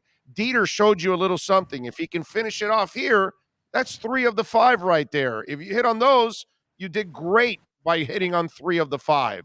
My point is there was overreaction on Tua, overreaction on Jalen Phillips, and man, was there overreaction on the damn front office when it was really. Well, the offensive line is a concern as it relates to the front office's resume. They did set out their stated goal was to build the trenches, especially to fortify the offensive line. And unfortunately, it's true that at this point they have the worst offensive line in the NFL. Do I think that coaching plays a role in that? Sure. Do I think that at this time you would have to suggest that Austin Jackson wasn't a very good draft pick? Unfortunately, he's a nice kid. Yeah, you would have to suggest that Austin Jackson does not appear to have been a very good draft pick. Yeah, that's right. But if Dieter ends up being good and Hunt ends up being good and Eichenberg and you miss on Kinley and Jackson, you did great. You did phenomenal if you hit on 3 of the 5. Well, the problem is you still need nobody's going to hit on all 5. Nobody's going to hit all. The problem is you drafted Eichenberg, Hunt, and Jackson, and if only one of them is a capable NFL tackle, that is unfortunately for Chris and the scouting department, that would be a blemish. No, it wouldn't. If you hit on 3 of the 5, Joe, there's no blemish. It doesn't matter what they become, my brother. If you hit 3 of the 5, you're a monster in the draft. It wasn't good. It was great. If you hit on 60, seriously, you're going to laugh that if you hit on 3 of 5 players, that's not good. I want to make sure I understand what you're saying. Your opinion is that the Dolphins' 5 high offensive line choices, that there's a chance that this could be graded out as great.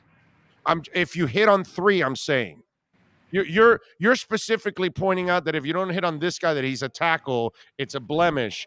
I don't give a crap about that. You draft 5 linemen. If 3 of them work out, it becomes a great draft. You don't agree with that? The one thing I can tell you is that suddenly I can hear you clearly. The volume went up, and this makes me very happy. So, all right, cool. No, but seriously, so if you hit on 60% of the 5 picks, that's not great. Here's how this can be saved. If Robert Hunt becomes a Pro Bowl level right guard and Liam Eichenberg becomes a league average left tackle or right tackle, and Austin Jackson becomes a league average left guard, then I will say that Chris Greer and his staff's offensive line choices were fine. They worked out fine. Not great, fine. Okay. All right.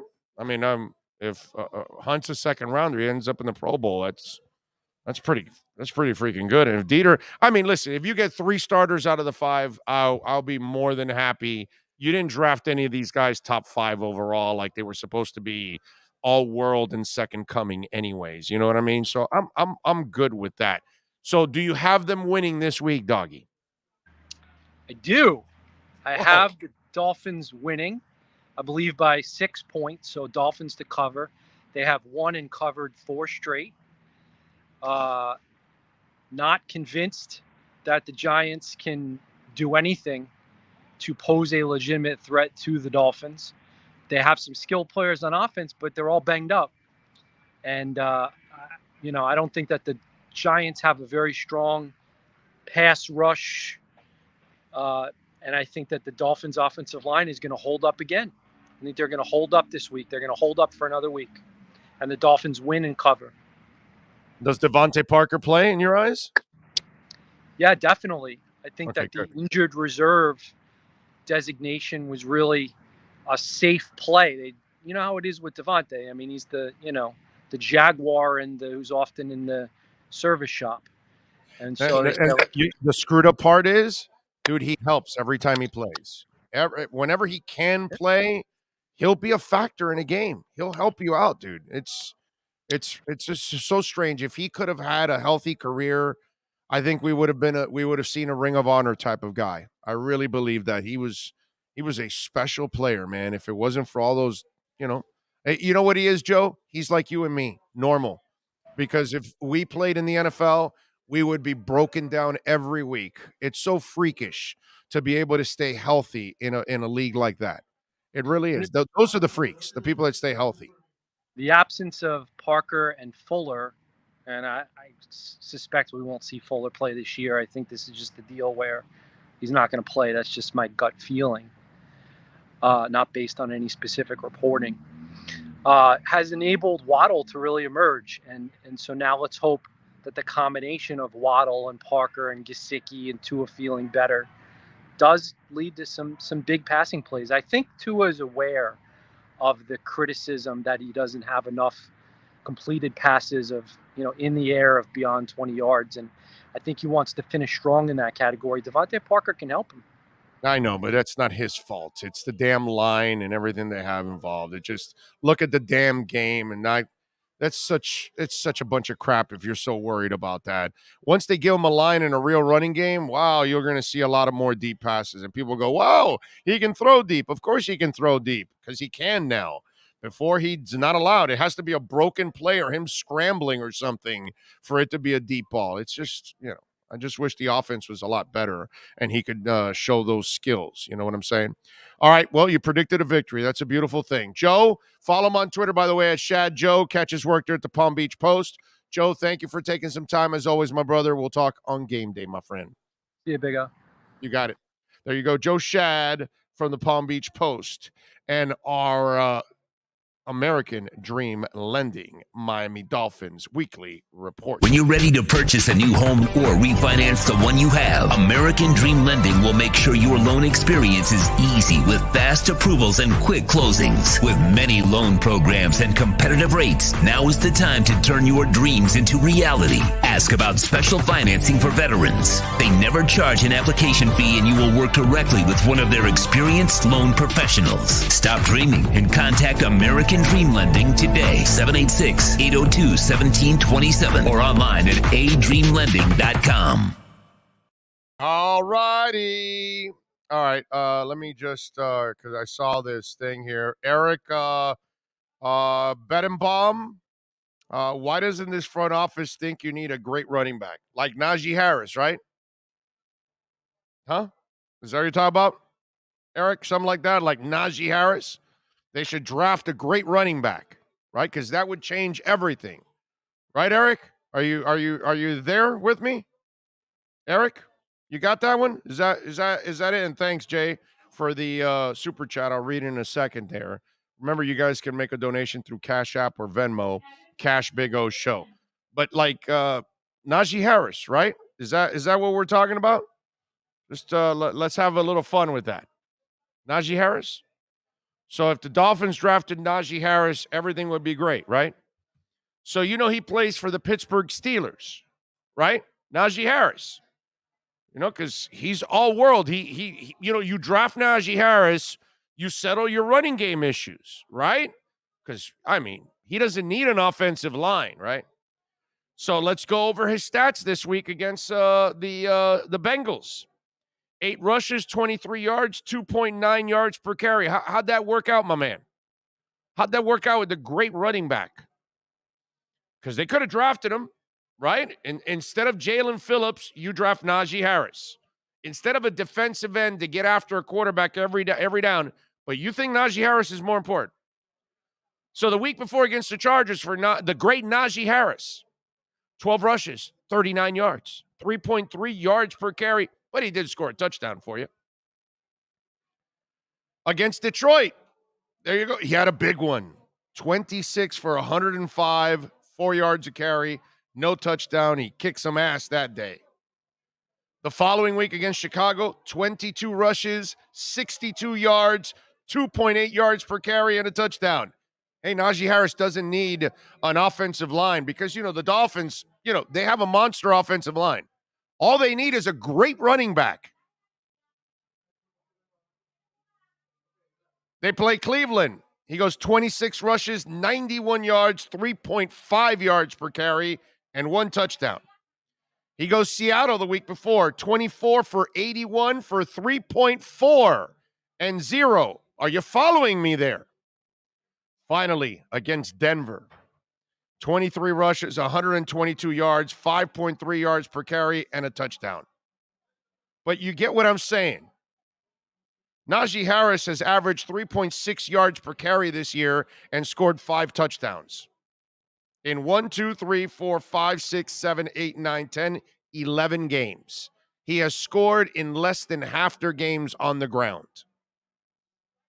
He has 2 more in the air. So how's your answer about a great running back? Huh? How's that going? Just tell me. I mean, just help me out there. See, a lot of you actually throw stuff out and you don't think about it. No, let's tank for Tua. No, of course, because you would tank at your job. You're just going to give up at your job. Players should give up and tank for a draft pick. They should just do it. Because, of course, you would do it at home. You would do it at your job. Just tank. Some of you pull stuff out and you just don't, oh, this front office doesn't know that they need a great running back. Yeah, they do. But they got to build a great line first. And I've given you my theory on this already, that I think they wanted to settle everything on offense first. Why draft a running back last year or this year or 3 years ago? Think about this. If you draft Najee Harris 3 years ago, I know he was available this past year, but just go with me on this. Okay? You draft Najee Harris 3 years ago, and for 3 years, he's running his head into a wall that can't move because the lineman can't open any lines. For 3 years, Najee Harris would have 3 yards per carry, a couple of touchdowns, and you'd be pissed. And you know what? The same guy, Steven, what's his name? The same guy that brought that up would say Najee Harris sucks. 3 years later. Oh, Najee Harris sucks. Najee Harris sucks. Well, maybe Najee Harris doesn't suck. Maybe the offensive line sucks. Maybe there's no fear in the quarterback.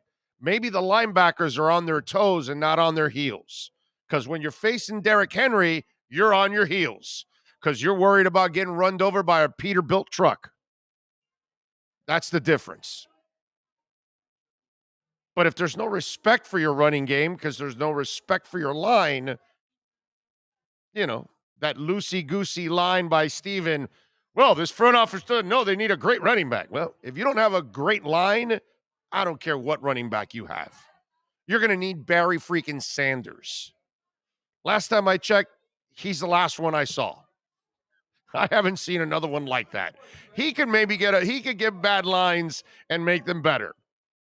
But freaks like that are few and far between. But there's your Najee Harris. So for the people, it's, you got to get a great running back. Follow the game, man. If you don't have a line, you're not going to have an offense. If you don't have an offensive line coach, you're not going to have an offense. If you don't have an offensive coordinator, you're not going to have a great offense. Jay Holla Kane says, Big O, Will Fuller's contract incentive-based? Think the Dolphins trying to recoup some of that money by not playing him? No, it's $10 million, bro, guaranteed. There's no incentives. It's $10 million. That's his salary. It's a one-year deal. So they're out of that money.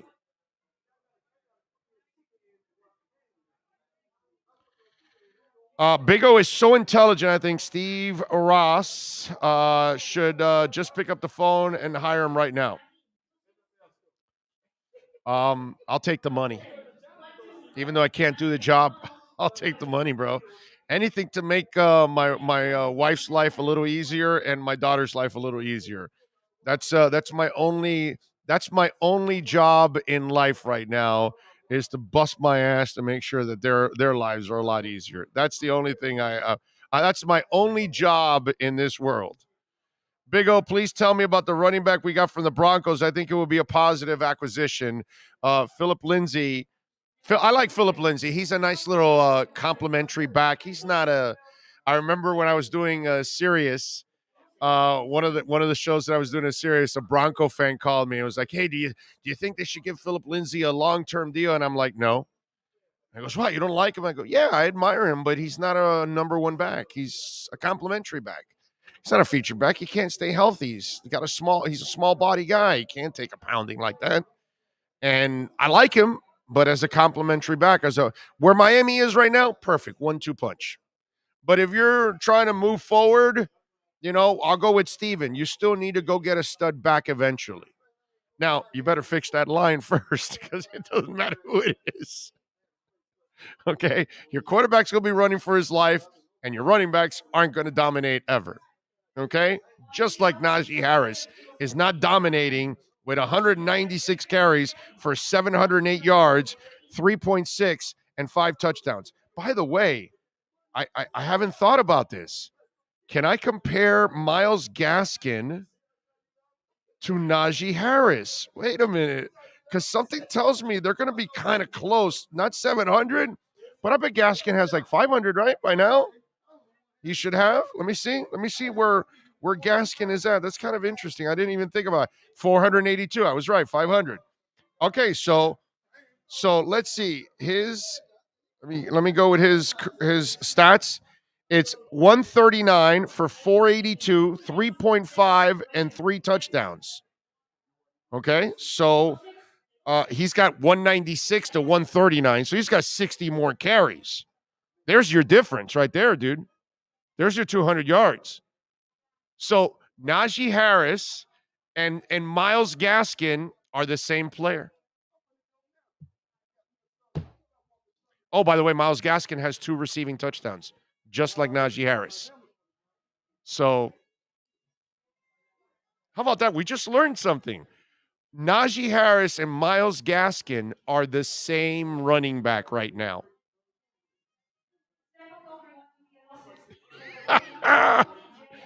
No difference. You need a great back, don't you? Learn the game. If you don't got a line, you don't got an O-line coach, you don't have a QB coach, you don't have an offensive coordinator, you're not getting anywhere. And the Miami Dolphins don't have an offensive coordinator. They don't have a QB coach. They don't have an O-line coach. And they don't have an O-line yet in place. They have guys that some of them can play on the O-line, but they haven't been taught properly. And they don't have the people to teach them. So it doesn't matter who you put back there at running back. I just proved it to you that it doesn't matter one bit.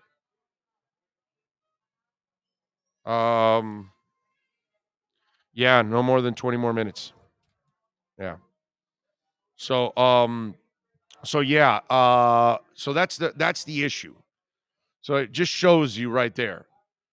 Are offensive line problems related to our RPO scheme? No, they're not. Linemen don't know if the run or pass because it's up to the QB. Dude, stop blaming the players. Okay? These players are not taught well. They don't have really good offensive coaches on this staff. The problem on this Dolphin team is Flo and the fact that he cannot get offensive coaches on his staff. That's the problem right now. Big O, if the team is improving, isn't that because of good coaching? Defense. Flo knows defense. Sort of. He didn't know to play Jalen Phillips only as a pass rusher. He had to overload him. Still not perfect. Flo knows defense, bro. Flo knows defense. Tua is improving because Tua's a badass. Jalen is playing well because he's a badass. Mike Gesicki's playing well because he's a badass. In other words, it's in spite of the clowns that are around him. Okay? That's what I'm trying to tell you. The offense is getting by in spite of the garbage around them. The defense is excelling. Remember, Flo, because, don't you want to give coaching? Well, did Flo play the amoeba? Help me out there. Sean, grab the mic there because I can't ask the listeners to answer the question physically. So, did Flo play the amoeba defense from the get-go? No. How long did he wait? Like a half a season to start playing it? I believe it was half a season. Okay. Yes. All right. So, what's up with the genius? He knows defense, but he didn't even know what he should have played the defense that helped carry him for the first 2 years. So is that not bad coaching? Yeah, it's called bad coaching. Even though he knows defense. But Flo put himself in the same hole that they're in right now. Flo's the one that still was staying with Jabroni Brisket with 2 on the sideline.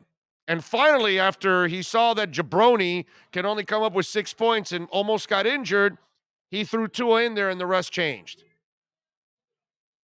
Flo and challenges. Oh my God, what is Flo? 6-47?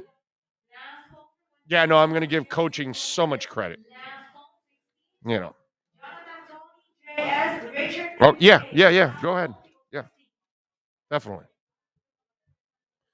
LOL, you a joke. Coaching is great. Yeah, no, coaching is, it's phenomenal, dude.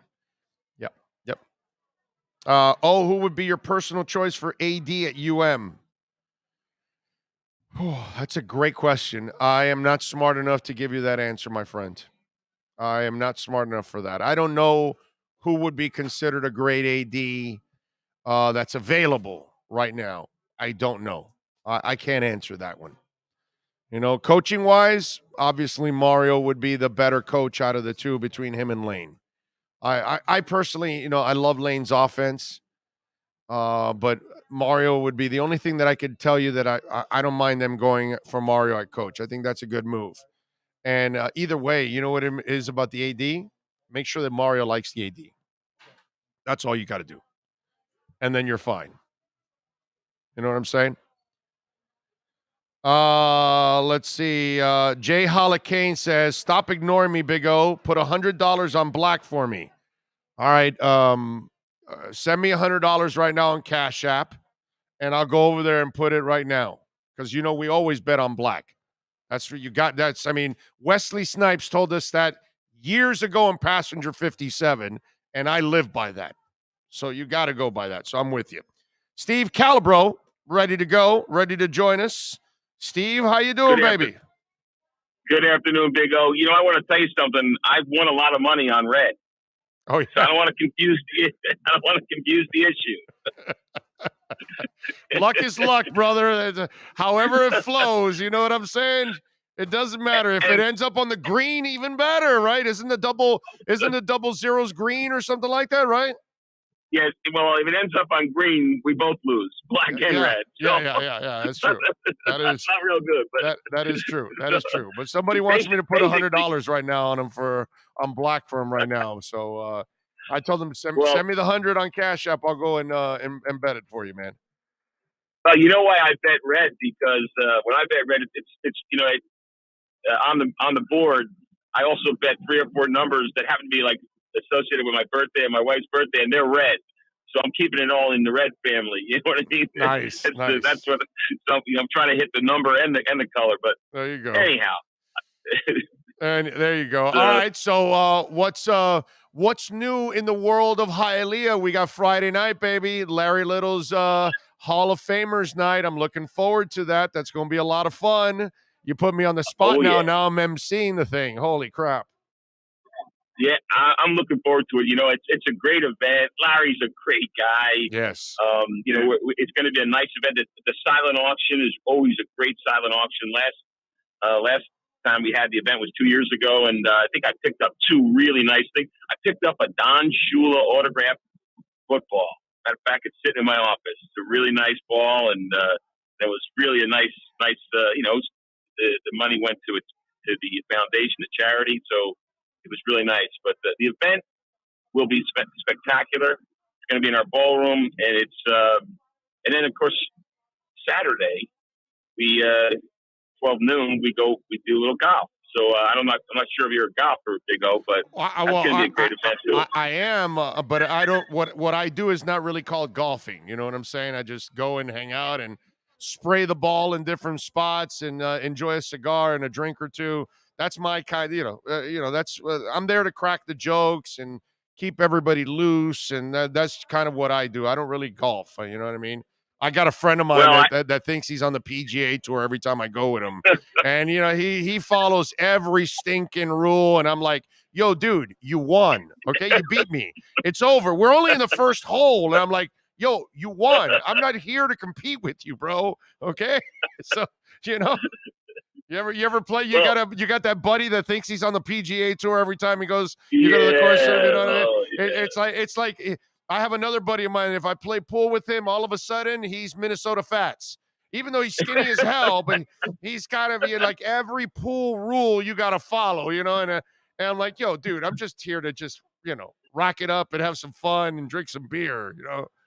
Taking it too serious. Well, listen, that's why we get along, Big O, because I golf the same way you golf, and maybe I'll hit more than I'll go the whole 18 holes, but I think golf should be 9 or 10 holes. It gets a little tiring on the 15th or 16th, and same thing with pool. It's house rules. Whoever's house you're at, they got the house rules. They got house rules, and whatever they are, they are. But so the. I wanted to talk. The event. I have a story for you, Big O. Okay. It has to do with the last time I was at the Larry Little. So there's great Hall of Famers there. Last 2 years ago, I was at the event and we golfed with. I got the opportunity to golf. It was the second time that I've done this. Golf with Bob Greasy, and just a great guy and a pretty good golfer. I may add, he's a very good golfer. Very good golfer. Have you ever noticed that quarterbacks usually are good golfers, pitchers are usually good golfers? Those guys that play with touch, because pitching there's touch to it. Football there's touch to it. It's a weird hockey players also that switch over and play golf. Usually they're very good golfers. Any of those kind of dudes that play another sport that it's hand-eye coordination, but there's also a touch to it, they become exceptional golfers, man. It's one of those things, man. They have that touch, that feel for it. And I'm never surprised when you tell me a quarterback is good at golfing. Never.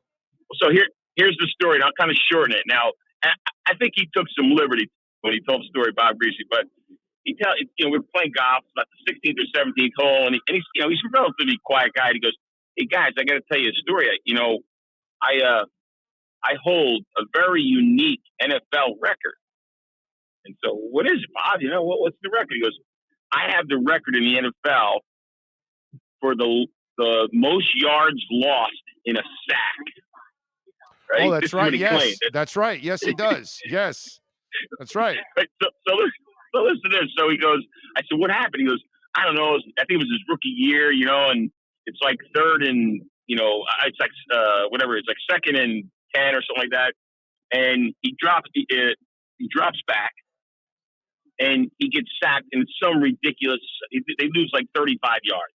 So now it's like 3rd and 50 or something like that, and he calls a timeout and he runs over to the sidelines and, Shula's the head coach.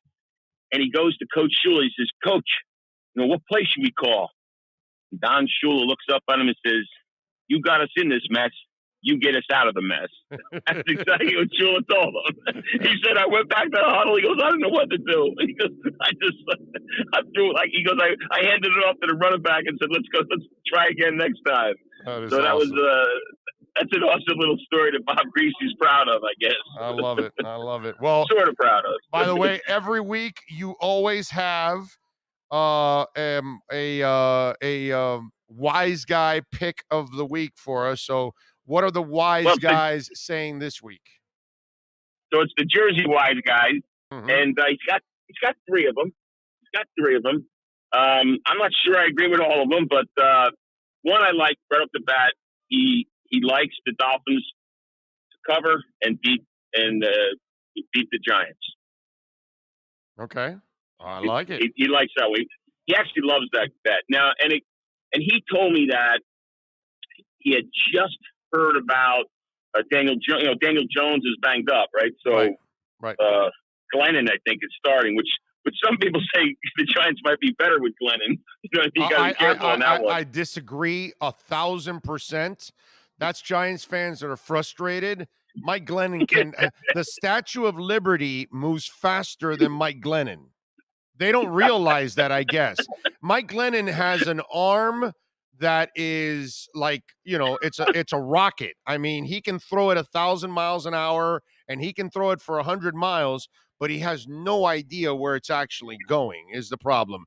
So, that it's funny to hear any Giants fans say that. That's just frustrations out of them. That dude can't move. Yeah. He can't move. Yeah. It's going to be rough. And look, Saquon's not the same Saquon. He got injured, and I think it's in his head, and that's a tough one. And they got some other issues too. They got a lot of issues. They got a first-year coach. They got a whole slew of issues. I think the Dolphins are gonna. I'm going to the game. I'm looking forward to a real good time, and I think it. And look, let's talk about the Dolphins. They had, this past week, another good, not good, very, very exceptional defensive performance. I mean, yes. The defense is unbelievable. They're just really playing really well. So what the Jersey Wise guy is telling me, he's going with what he thinks are the hot hands. These are the hot teams, right? So the next team, which I don't like the spread though. The spread's big. He's saying that I don't know how hot they're doing, but they got a good running game. Indianapolis Colts. Oh yeah, covered. That's a big overused. That's a big point spread. I think it's 10 points right now. So that's one that he likes. And then the final one, I'm a little wishy-washy on that one. There's anytime you got to give up double digits in points, it's a little bit weird in the NFL.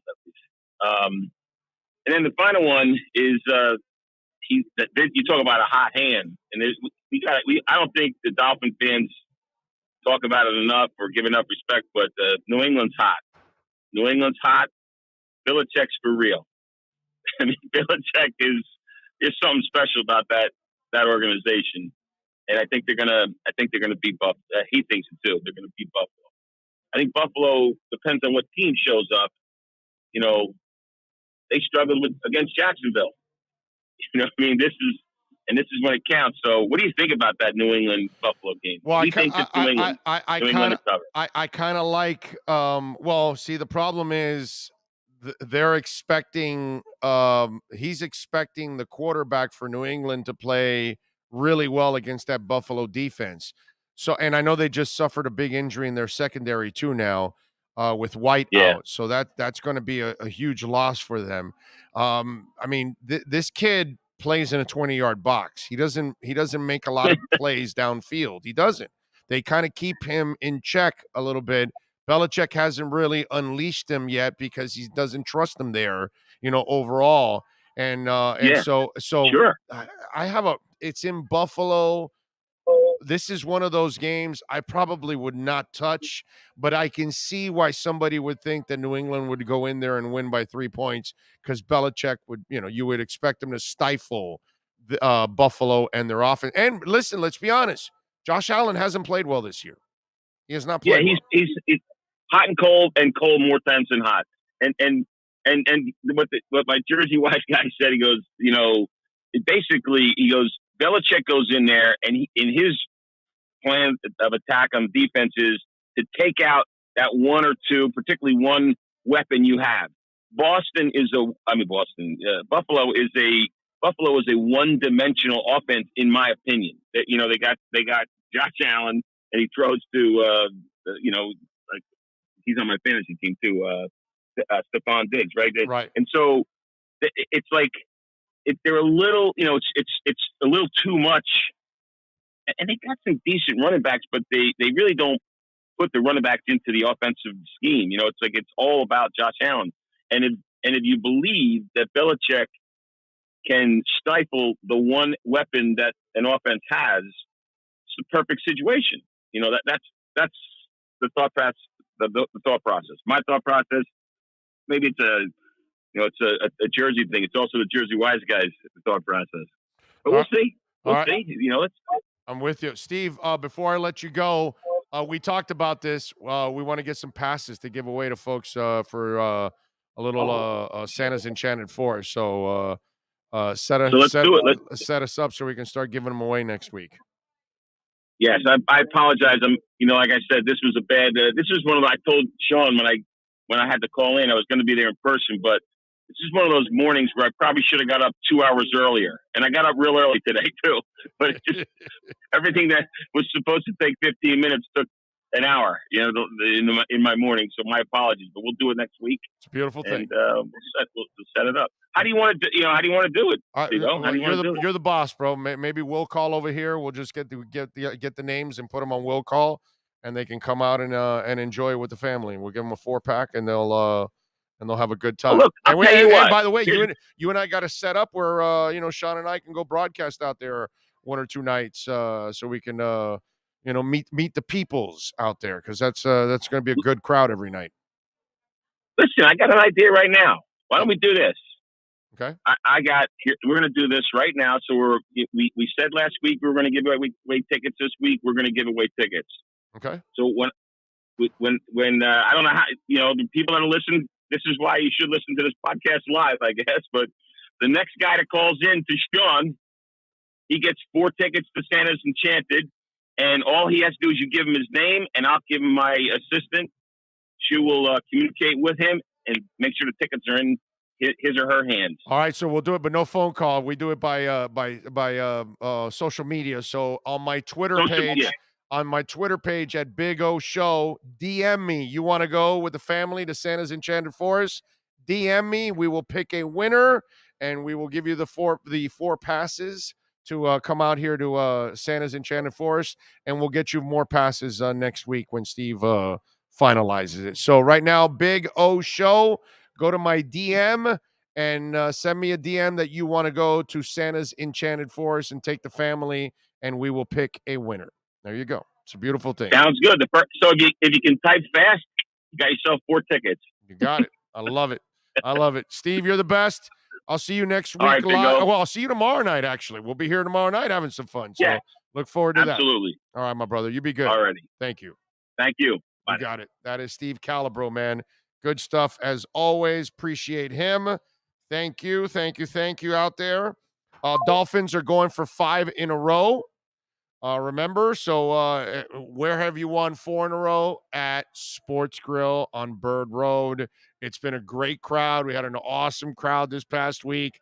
Come on out, man. Join us at the Sports Grill on Bird Road at 114th, right off the Turnpike. Cheer on the Dolphins. As always, we appreciate all of you out there. By the way, I do love the fact that all these Tua articles are out there and all the praise. It's funny how everything has changed, how people are just praising Tua now. And it's like it was always there. It's just the crap around him doesn't allow it. You know what I mean? And it's nice to have Devontae Parker back at practice. You cannot rely on him, but damn, man, Tua needs and hell, this coach isn't smart enough to play Matt Collins more. So might as well wait for DVP, and hopefully they can get DVP in there. One of the things that I did want to talk about, Major League Baseball shut it down now and locked out the players. And this is their first lockout since 1990. It's not a big deal right now because no baseball needs to be played until April. So once we roll around January and February and March, then that's when, if you don't have a deal in January, it starts to get a little fuzzy. If you don't have a deal in February, you are really going to have a delay. If there's nothing in March, then there's really going to be an incredible delay. But here's this is the message I would have to baseball. Okay? We're going to find out how stupid of a sport this is, how moronic players and owners are when it's all said and done. Baseball is a niche sport. It is a major sport to people like him, people like me, and older. Because we are the people that grew up with baseball. But kids, you're a niche sport to them. The teenager, the 10-year-old, the 25-year-old, the 35-year-old, they don't care about baseball. Baseball's boring to them. They'd rather go to a soccer game over baseball by miles. Okay? They'd rather play FIFA than watch baseball. They'd rather go to an international match than watch baseball. Baseball, if they want to bury themselves, they go ahead and do this. Go ahead and have an extended lockout once again. Let's see what ends up happening. And again, the players, they don't get any of this stuff. because the players are, the players want the luxury tax threshold to go up. I don't know. It's like $40-50 million. So the Yankees and the Dodgers and the Cubs can spend more. But what do you think? What do you think is going to happen to the Marlins and the Rays and all these other clubs that can't spend? So you're going to make the divide even bigger? Some of the things that the players want will only create more financial chaos for the sport itself. So it's funny to think that this is what it shows how out of touch they are with all of this.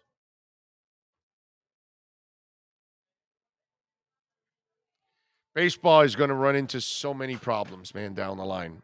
It's already into a bunch of problems, but, all the contraction and other things, you get prepared.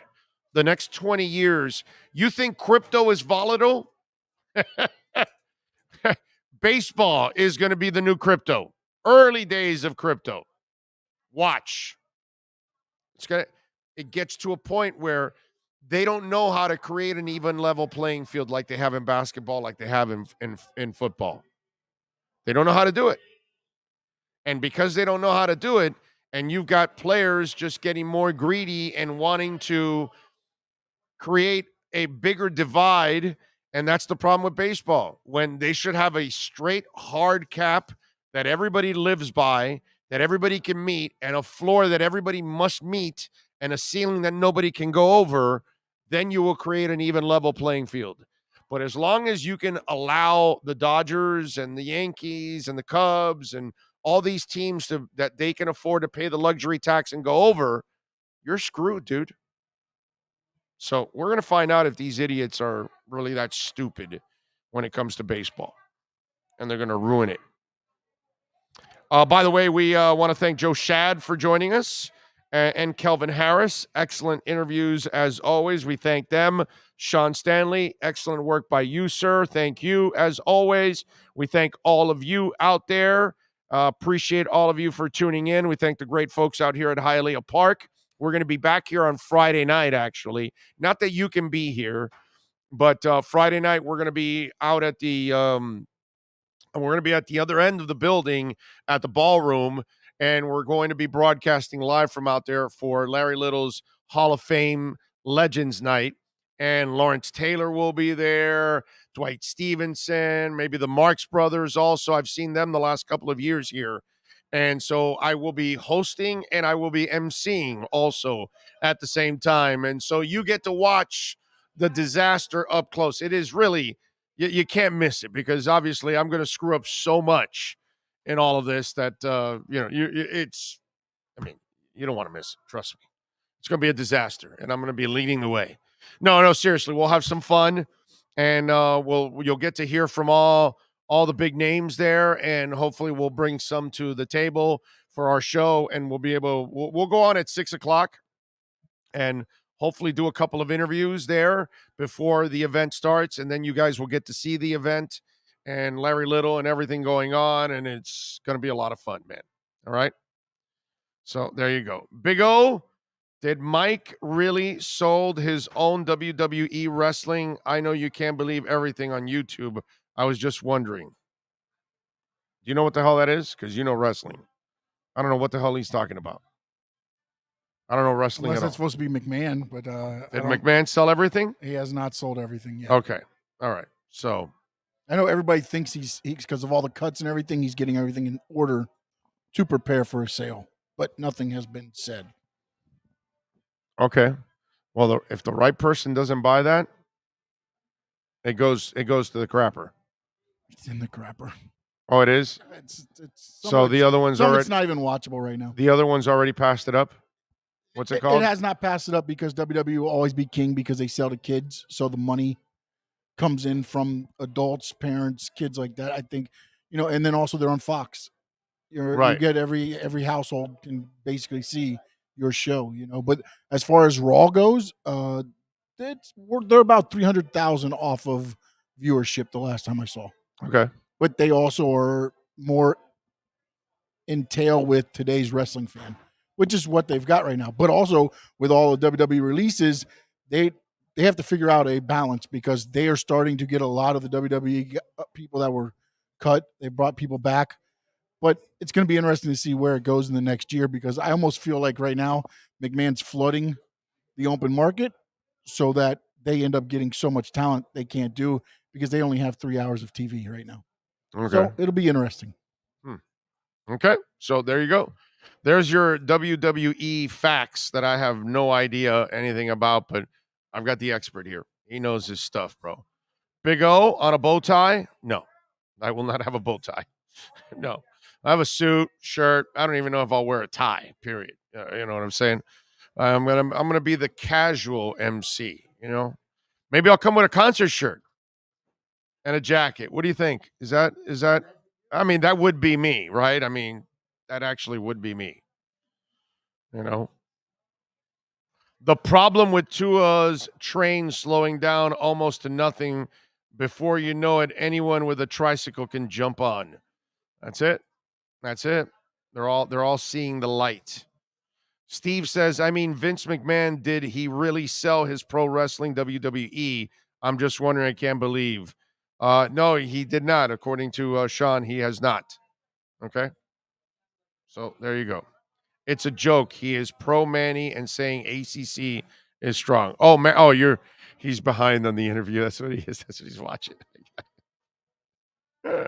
I got it. Yeah, Kelvin threw some curveballs in that interview. There's no doubt about it. All right, we're out of here. We'll see you guys tomorrow. And tomorrow we'll be on live at 10 a.m. But it won't be a normal 3-hour show. It'll be a little shorter tomorrow because again we have a second show in the evening. Got to take care of the pipes, man. All right, gotta watch out with the pipes. Got to make sure they're all right and last us a while. So it's the way we make a living. Don't forget, you can make a donation, Cash App or Venmo, Cash Big O Show. That's Cash Big O Show on Cash App or Venmo. Always appreciate those of you out there as always. Let me see what we got here. Chris Adams, thank you, sir. He sent in a Venmo. Let me read it. Says, Super Chat's not working for me. I'm guessing it's because I'm a creator now, not just a fan. I don't know. But if you could pick any coach from the NFL within reason to come to the University of Miami and be the head coach, who would it be? In the NFL? Oh, God. Maybe Cliff Kingsbury? I would have to get a guy that was in college. Like, I love Sean Payton, but Sean Payton, I don't know what he would handle recruiting and all that kind of stuff. So that's kind of a twisted question, Chris. I have to go back. If I'm going to an NFL coach to go back to college, I'm going to need a coach that knows about college and is comfortable with all that kind of stuff. So, and even though he didn't have a winning record in college, I would have to settle for Cliff Kingsbury. Who else is in college right now? I mean, the NFL, maybe Pete Carroll's already at an age that I don't know if he wants to do that. You know what I'm saying? I mean, Pete Carroll would be the guy. Who else in the NFL came from college? Huh? No, Bieniemy did not. No, Bieniemy's been an assistant in the NFL the whole time. I'm trying. It would have to be somebody like that, doggy. Has to be somebody like that, Chris. And thank you, Chris, for the Venmo. That's very nice of you. I appreciate it immensely, sir. All right, we are out of here. We will see you guys tomorrow. Same time, same place, same bat channel. Love you all. This is the Big O Show. Sports fans love a place with great food, cold drinks, and TVs everywhere. That's why sports fans love Sports Grill and their 7 amazing locations. Check out the Bird Road location at 11481 Southwest 40th Street in the back corner of the West Bird Shopping Center. Sports Grill is also now offering some great employment opportunities. All kinds of positions are now available from kitchen to hosting. Call for more information at 305-485-8845. From wraps to salads to amazingly delicious specialty dishes, Sports Grill is the home to the legendary special grilled wings. Since 1987, Sports Grill, good food, good drink, and good friends. It's the